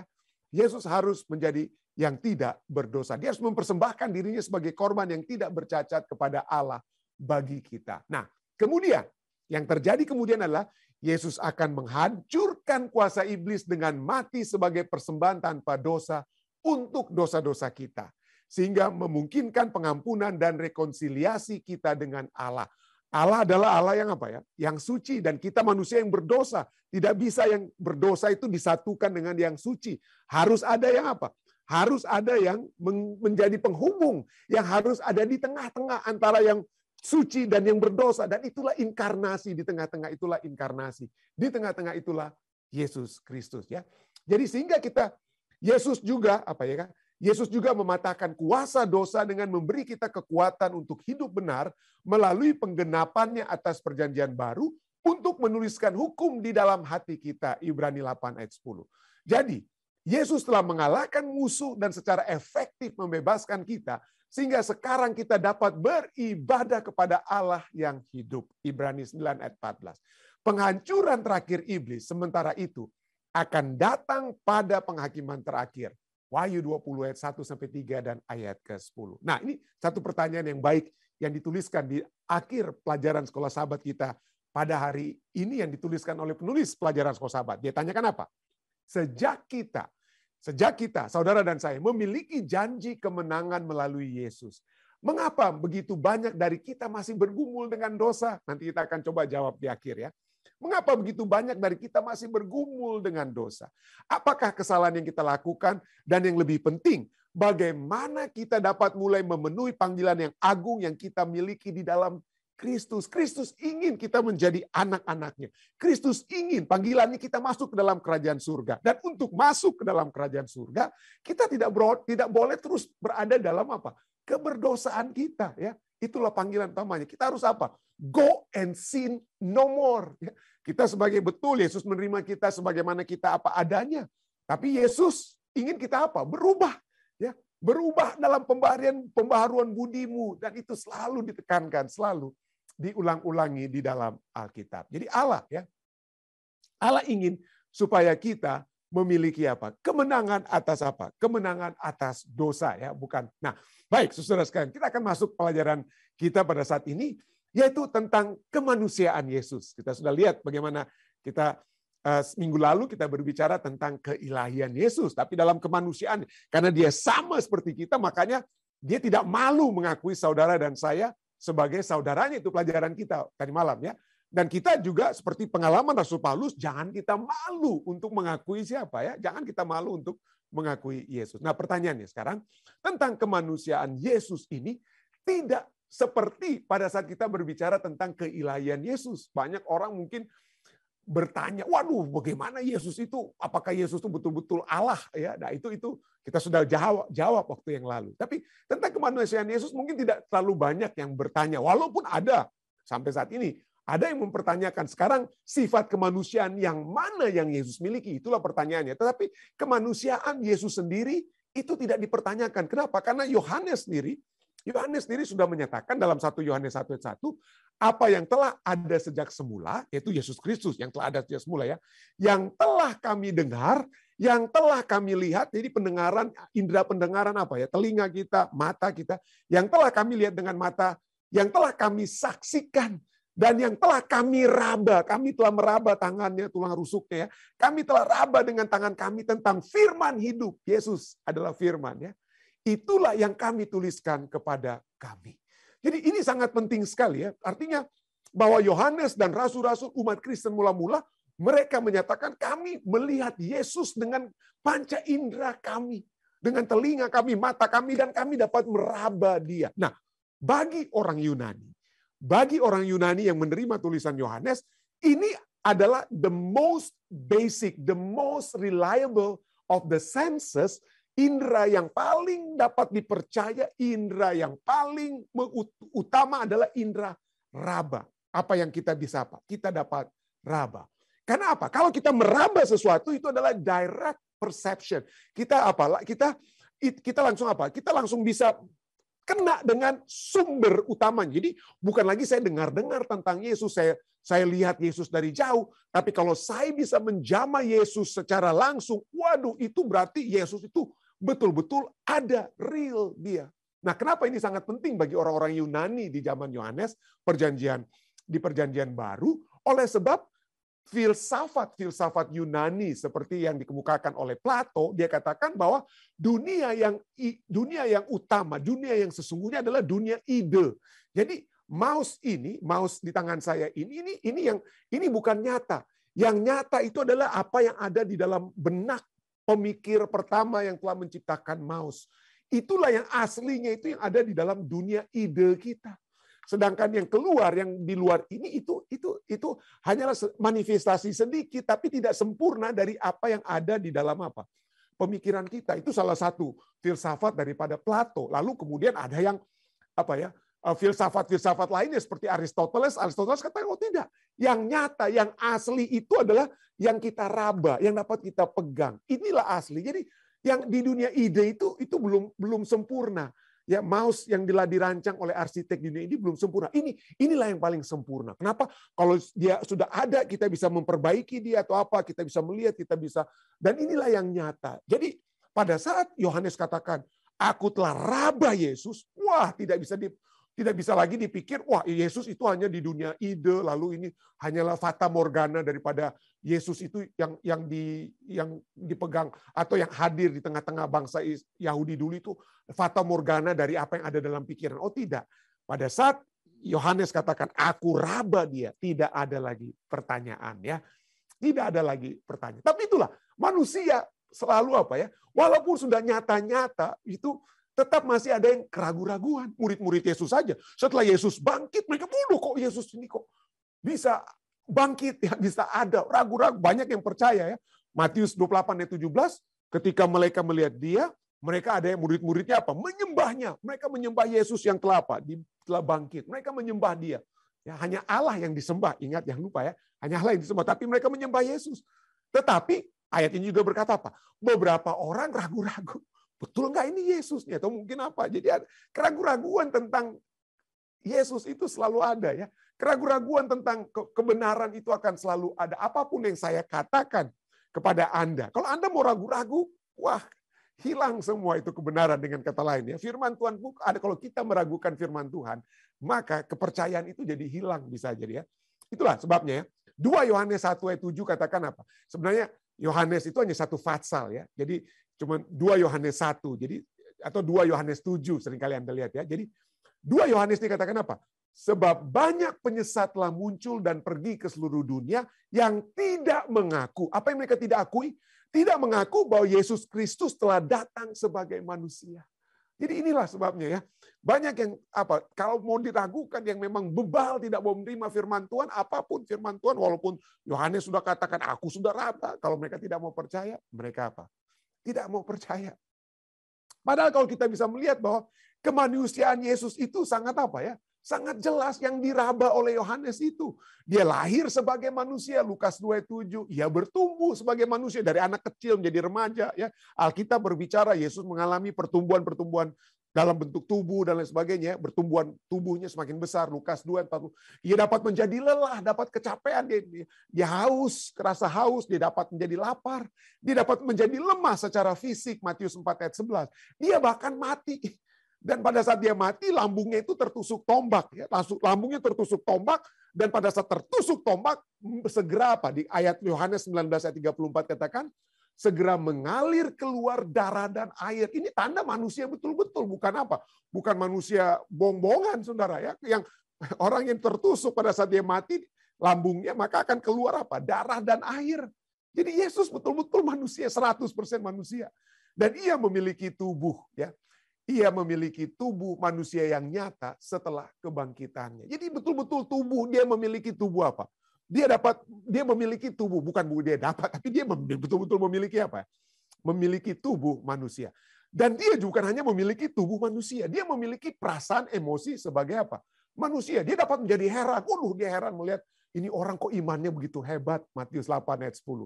Dia dapat memiliki hati yang mencintai, dia mencintai Yohanes, murid yang dikasihinya. Dia dapat mencintai Lazarus, ya, Markus 10:21. Dia dapat memiliki hati yang sedih dan mau seperti mati rasanya hati. Aduh Tuhan, penderitaan yang begitu hebat ya. Dan kadang-kadang dia dapat menjadi marah dalam arti marah terhadap dosa orang-orang yang sedang berbuat hal-hal yang tidak dikehendaki oleh Bapaknya di surga. Dia dapat menjadi marah. Markus 3:5. Dia dapat berteriak. Bapa. Ya, dia dapat berteriak laut keras, dia dapat mengeluh dan meratap, Ibrani 5 ayat 7. Dia dapat memiliki hati yang masgul, ya, masgul atau terharu dan juga menangis. Ya, Yohanes, ini ayat-ayat kita. Nah, secara spesifik kita lihat bagaimana Yohanes 11 ayat 33 sampai 35 dan 38 berkata, ketika Yesus melihat Maria menangis dan juga orang-orang Yahudi yang datang bersama-sama dengan, maka masgulah hatinya. Ia sangat terharu dan berkata, di manakah dia kamu baringkan? Jawab mereka, Tuhan, marilah dan lihatlah. Maka menangislah Yesus, ayat 35 ya. Ayat 38, maka masgulah pula hati Yesus, lalu ia pergi ke kubur itu. Kubur itu adalah sebuah gua yang ditutup dengan batu. Nah, kata masgul atau masgul ya, arti groan in the spirit ya, hati yang mengeluh ya.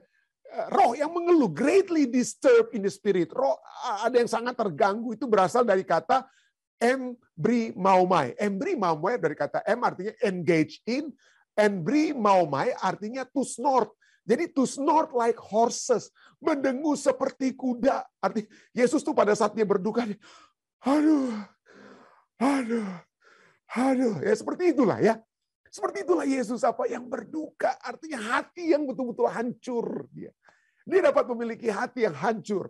Oleh sebab dia mengetahui pada saat dosa memisahkan apa?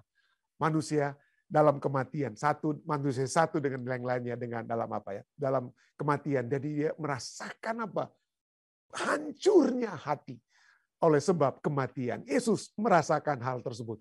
Rasa duka yang mendalam bagaikan kuda yang mendengus, kuda yang mendengus ya. Itulah kalimat yang digunakan. Nah, bukan hanya dia memiliki tubuh manusia, perasaan, emosi juga seperti manusia, dia juga memikiri pikiran manusia. Pikiran manusia. Artinya, ya, Lukas 2 ayat 52 katakan, dan Yesus makin bertambah besar dan bertambah hikmatnya dan besarnya, dan makin dikasih oleh Allah dan manusia itu dari waktu dia kecil ya. Pemikirannya semakin apa? Bertambah. Bukan itu saja. Markus 13 ayat 32 ini juga kita bisa melihat bagaimana pemikiran manusia yang dia miliki itu apa? Ada keterbatasannya ya. Tetapi dikatakan Markus 13 ayat 32 tentang hari atau saat itu, tentang kedatangannya, tidak seorang pun yang tahu, malaikat-malaikat di sorga pun tidak, dan anak pun tidak, hanya apa? Hanya Bapa saja. Jadi dengan kata lain, sebagai manusia yang terbatas, Yesus tidak mengetahui segala sesuatunya. Hanya Allah yang maha tahu. Sebagai manusia, dia ada yang dia tahu yang mungkin manusia lain tidak tahu. Misalnya, banyak ya. Misalnya Yesus bisa tahu dari wanita Samaria yang bertemu dengan dia di sumur ya. Oh, kamu memiliki 5 suami dan yang sekarang ini yang ke-6 itu belum kamu menikah dengan dia. Yesus bisa tahu ya. Dan Yesus bisa tahu, Yudas, kamu yang akan mengkhianati aku. Tapi bukan berarti Yesus maha tahu, dengan kata lain. Ada banyak hal, saya tidak sempat lagi sebutkan. Salah satu ayat-ayat ini ya, Markus 13 ayat 32. Tapi satu saat ada orang sakit dibawa, lalu kepada ayah orang sakit tersebut, Yesus sudah bertanya kepada ayahnya, berapa lama dia menderita seperti ini? Ya, tidak selalu Yesus tahu. Pada saat yang dia tahu, itu oleh sebab Bapa yang memberitahukan kepadanya. Ya, Bapa yang memberitahukan kepadanya. Tetapi bukan berarti dia tahu segala sesuatunya. Kenapa dia tidak tahu segala sesuatunya? Karena dia manusia. Karena dia Dia manusia. Pengetahuannya sebagai manusia itu terbatas. Pengetahuannya sebagai manusia itu terbatas. Nah, inilah. Kita sudah lihat bagaimana Yesus memiliki tubuh manusia, perasaan emosi manusia, pikiran Pikiran manusia. Nah, pertanyaannya, manusia yang bagaimana? Ya, manusia yang bagaimana? Nah, kenapa ini satu pertanyaan yang menjadi begitu hebat di dalam dunia perteologian saat ini ya, perteologian juga gereja Advent sekalipun ya. Karena pemahaman bahwa kalau Yesus itu sebagai manusia, seberapa persen dia samanya dengan kita? Kenapa? Kalau dia, ada yang katakan, kalau dia 100% sama seperti kita, maka dia harus membutuhkan juru selamat. Ya, dia harus membutuhkan juru selamat, dia harus berdosa supaya 100% kita harus berdosa. Itu banyak pemikiran orang seperti itu. Untuk menjadi manusia yang 100%, kita harus berdosa. Ya, jadi pertanyaannya, apakah Yesus memiliki sifat manusia yang berdosa 100% atau dia memiliki sifat manusia yang tidak berdosa? Nah, untuk menjawab, nanti kita akan lihat bahwa ini ada satu kerancuan sehubungan dengan 100% manusia itu yang bagaimana, apakah harus berdosa atau tidak berdosa. Nanti kita akan lihat, menarik sekali. Saya mau saudara sabar sedikit ya. Kita ikut pelajaran kita Bible Study saat ini untuk melihat pertentangan teologi yang sedang terjadi. Kemanusiaan Yesus, sifat berdosa manusia yang berdosa yang bagaimana Yesus miliki? Apakah dia memiliki sifat manusia yang berdosa atau sifat manusia yang tidak berdosa? Nah, kalau dia tidak berdosa, wah, berarti dia tidak 100% seperti kita dong ya. Nanti kita akan lihat bagaimana kita mencoba untuk menjawabnya. Menarik sekali saudara ya.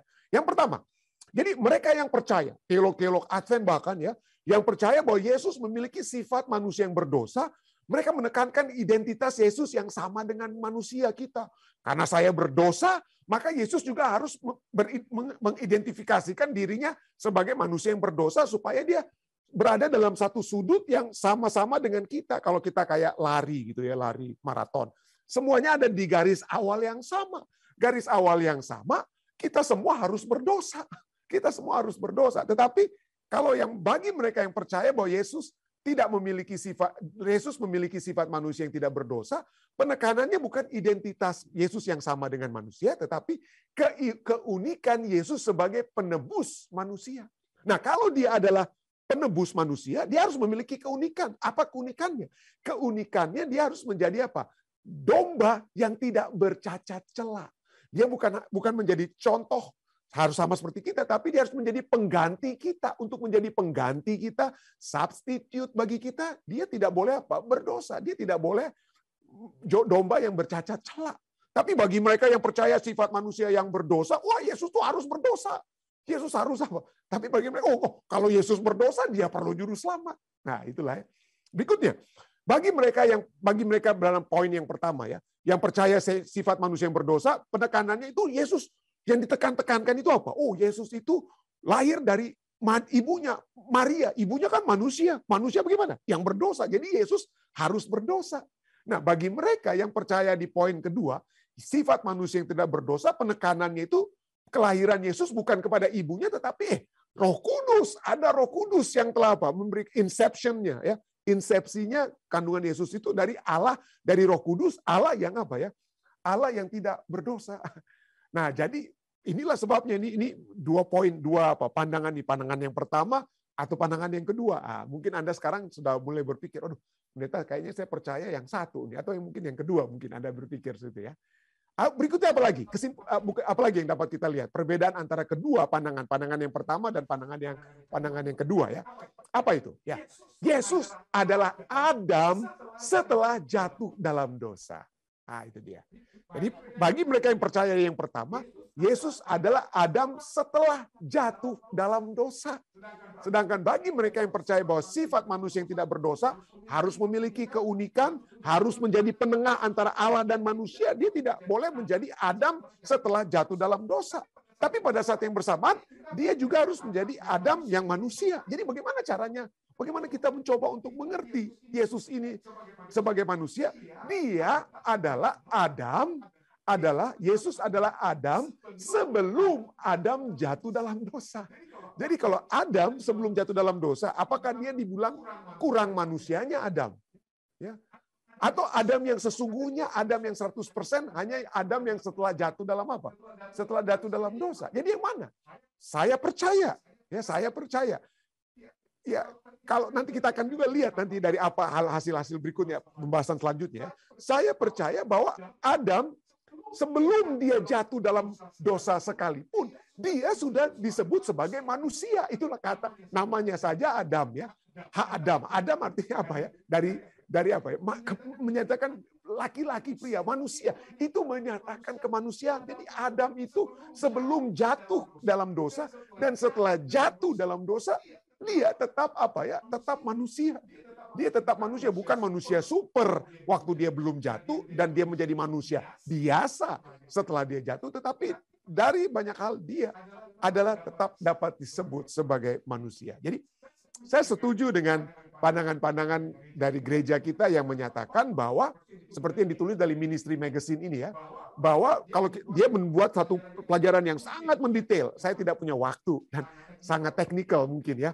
Saya pikir nggak terlalu penting bagi kita untuk saya bahas pada saat ini. Tapi Ministry Magazine ini dengan judul What Human Nature Did Jesus Take? Apa kemanusiaan alamnya, kemanusiaan Yesus yang dia miliki pada saat dia datang? Apakah Adam sebelum jatuh atau Adam sesudah dia jatuh? Jawabannya, supaya dia menjadi penengah di antara Allah dan manusia, dia harus apa ya? Dia harus berada apa? Di saat di mana Adam sebelum Adam itu apa? Sebelum jatuh. Ya, jadi pada saat dia menjadi Allah yang menjelma. Allah yang menjelma. Maka dia menjelma bukan menjelma menjadi berdosa.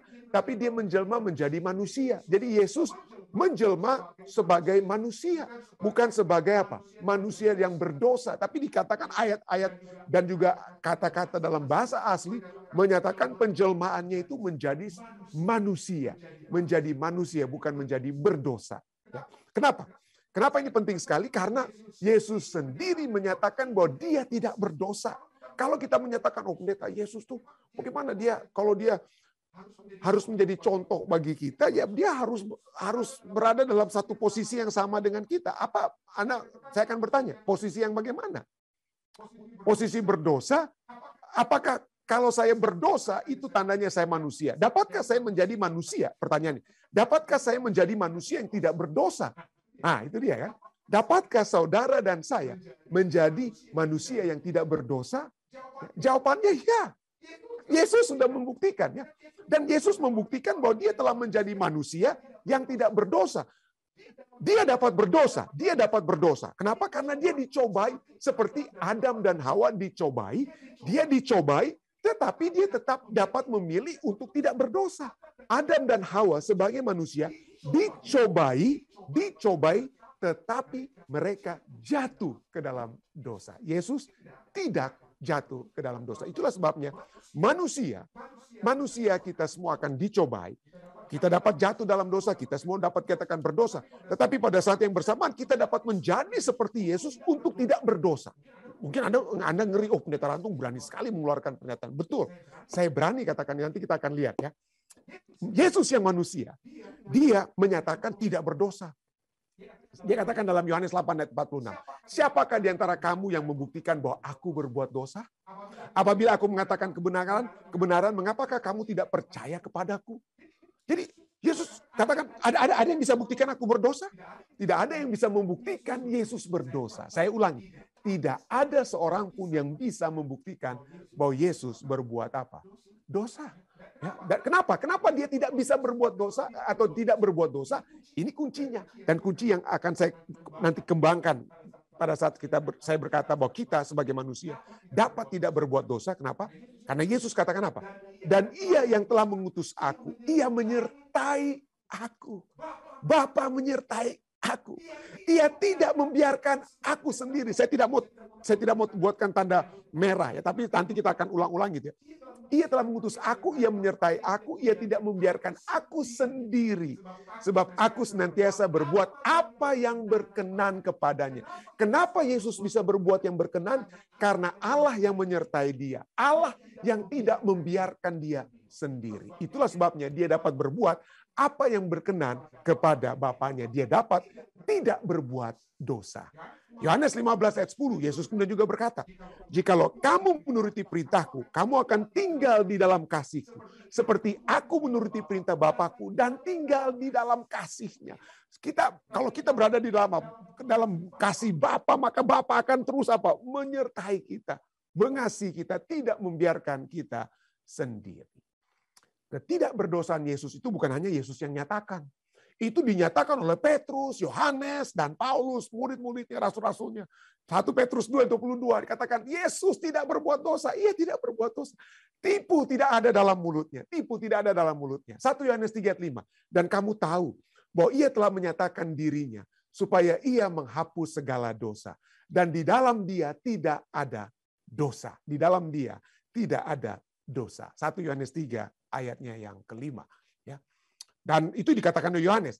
Dan Rasul Paulus dalam 2 Korintus 5:21 berkata tentang Yesus, dia yang tidak mengenal dosa telah dibuatnya menjadi dosa karena kita, supaya dalam dia kita dibenarkan oleh Allah.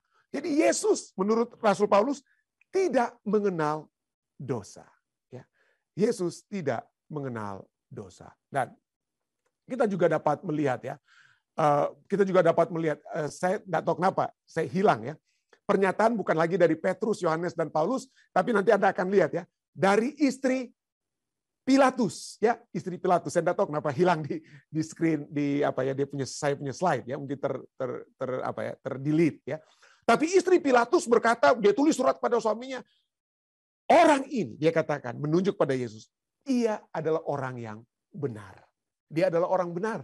Dia orang yang tidak bersalah dengan kata lain.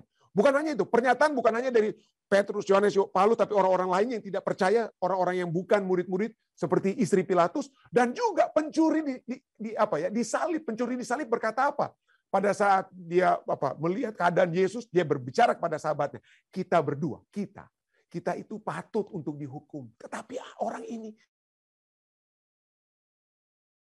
dia tidak berbuat kesalahan. Dia tidak berbuat kesalahan. Dan Alkitab menyatakan bagaimana Yesus yang tidak berdosa. Ibrani 4 ayat 15 berkata, sebab imam besar yang kita punya bukanlah imam besar yang tidak dapat turut merasakan kelemahan-kelemahan kita. Sebaliknya, sama dengan kita, ia telah dicobai. Ia dapat berbuat dosa. Yesus dapat berbuat dosa. Kalau Yesus saja menerima apa ya? Tawaran pencobaan setan di padang gurun, maka dia akan berdosa. Gagallah rencana keselamatan kita. Dalam kelemahan-kelemahan dia, ia telah dicobai, hanya ia tidak berbuat apa? Tidak berbuat dosa. Ibrani 7:26. Sebab imam besar yang demikianlah yang kita perlukan, yaitu yang saleh tanpa salah, tanpa noda, yang terpisah dari orang-orang berdosa dan lebih tinggi daripada tingkat-tingkat sorga. Jadi poinnya adalah kita telah memiliki Yesus Kristus yang dapat menjadi contoh bagi kita untuk tidak apa? Berbuat dosa walaupun apa? Walaupun kita dicobai. Mungkin Anda bertanya, pendeta, hati-hati pendeta bicara. Ada ayat yang katakan bahwa kalau kita menyatakan diri kita tidak berdosa, maka tidak ada kebenaran dalam diri kita. Itu bagaimana, pendeta? Betul. Ya, saudara dan saya, kita harus mengakui bahwa kita semua, saudara dan saya saat ini adalah orang-orang berdosa. Kita berbuat dosa. Kita telah berbuat dosa. Ya, kita membutuhkan juru selamat. Tidak ada seorang pun di antara saudara dan saya yang dapat berkata, saya tidak pernah berbuat dosa sejak saya kecil. Sejak saya lahir, saya tidak pernah berbuat dosa. Tidak. Kita semua apa? Kita semua telah berbuat dosa. Itulah sebabnya Yesus datang untuk menjadi juru selamat kita. Kalau saudara dan saya mengaku kita tidak pernah berbuat dosa, maka kita dapat menjadi juru selamat. Tetapi kita semua adalah orang-orang apa ya? Berdosa. Itulah sebabnya Yesus telah datang. Nah, poin berikutnya. Kalau demikian, bagaimana kita yang berdosa ini dapat mendapat bagian dalam kerajaan Allah, kerajaan yang tidak boleh dimasuki oleh orang-orang yang tidak berdosa? Caranya adalah kita mencoba dengan kekuatan surga, dengan penyertaan surga untuk menjadi orang yang seperti Yesus katakan, go and sin no more. Pergilah, kamu yang berdosa, kamu semua pendeta rantu, kamu berdosa, tapi pergilah dan jangan berbuat dosa lagi. Bagaimana caranya? Sebagai manusia kita semua akan dicobai. Tetapi kita lihat apa yang telah dialami oleh Yesus. Dia telah dicobai, tetapi dia tidak berbuat dosa. Kenapa? Karena Allah yang menyertai dia. Allah yang memberikan kekuatan kepadanya. Sehingga dia tidak apa? Tidak memiliki kerinduan untuk berbuat dosa. Dia begitu erat hubungannya dengan Bapa. Kehidupannya dia mulaikan dengan doa. Berjam-jam dia berdoa. Dia akhiri dengan apa? Berhubungan dengan Bapa. Berjam-jam dia berhubungan dengan Bapa. Nah, saya ingin mengatakan, saudara-saudara, kita dapat dicobai seperti Yesus. Tapi kalau kita memiliki hubungan yang erat dengan Bapa, dengan Allah, dengan Yesus, kita dapat tidak berdosa. Itu pasti. Ini adalah satu hal yang Yesus sudah minta bagi kita. Marilah kita memiliki hubungan dengan Bapa supaya kita tidak berbuat. Pendeta, apakah ini mungkin? Apakah ini dapat kita praktekkan? Saya katakan dapat. Saya tidak dapat, mungkin saya tidak bukan hanya dapat menyatakan pengalaman saya secara pribadi, tapi begitu banyak saudara-saudari yang saya ketemu. Saya ulangi lagi. Saya bertemu dengan seseorang di Washington State. Dia katakan, pendeta, puji Tuhan, pada saat kita berbakti, kita dekat dengan Tuhan. Tawaran-tawaran keduniawian, minuman, rokok, dan lain sebagainya. Tidak ada lagi keinginan saya untuk minum. Tidak ada lagi keinginan saya untuk merokok. Pada saat setiap hari kita bergumul dengan Tuhan. Setiap hari kita mendengarkan firman Tuhan. Setiap hari kita datang dekat dengan Tuhan. Tidak ada lagi keinginan-keinginan untuk berbuat dosa yang ada. Kenapa? Karena bukan karena ada pendeta rantung yang berkhotbah. Bukan karena saya sudah lebih kuat. Saya memiliki kekuatan. Tidak. Penyertaan Allah kepada kita. Ya, Dia tidak akan membiarkan saudara dan saya sendiri. Pada saat kita dicobai, pada saat kita dapat dicobai, kita memiliki seorang penolong. Ya Allah melalui Roh Kudus yang akan menguasai kita, menguatkan kita. Sehingga kita tidak akan jatuh ke dalam pencobaan-pencobaan tersebut. Kiranya ini dapat menjadi selalu. Ya, kita akan, firman Tuhan katakan 7 kali orang benar mungkin akan jatuh. Tapi orang benar itu akan apa? Dia akan bangkit kembali. Ya. Orang benar itu akan bangkit kembali. Kita akan terus-menerus sehingga pada akhirnya kita akan merasa muak untuk berbuat dosa. Marilah kita berduka melihat dosa-dosa kita yang lalu. Kita berduka. Nah, pada saat kita berduka melihat dosa-dosa kita yang lalu, maka kita akan memiliki satu tekad untuk hidup benar bersama-sama dengan Yesus yang memberikan kekuatan kepada kita. Itulah yang dapat saya bawakan pada saat ini. Saya bawakan dalam nama Yesus. Amin.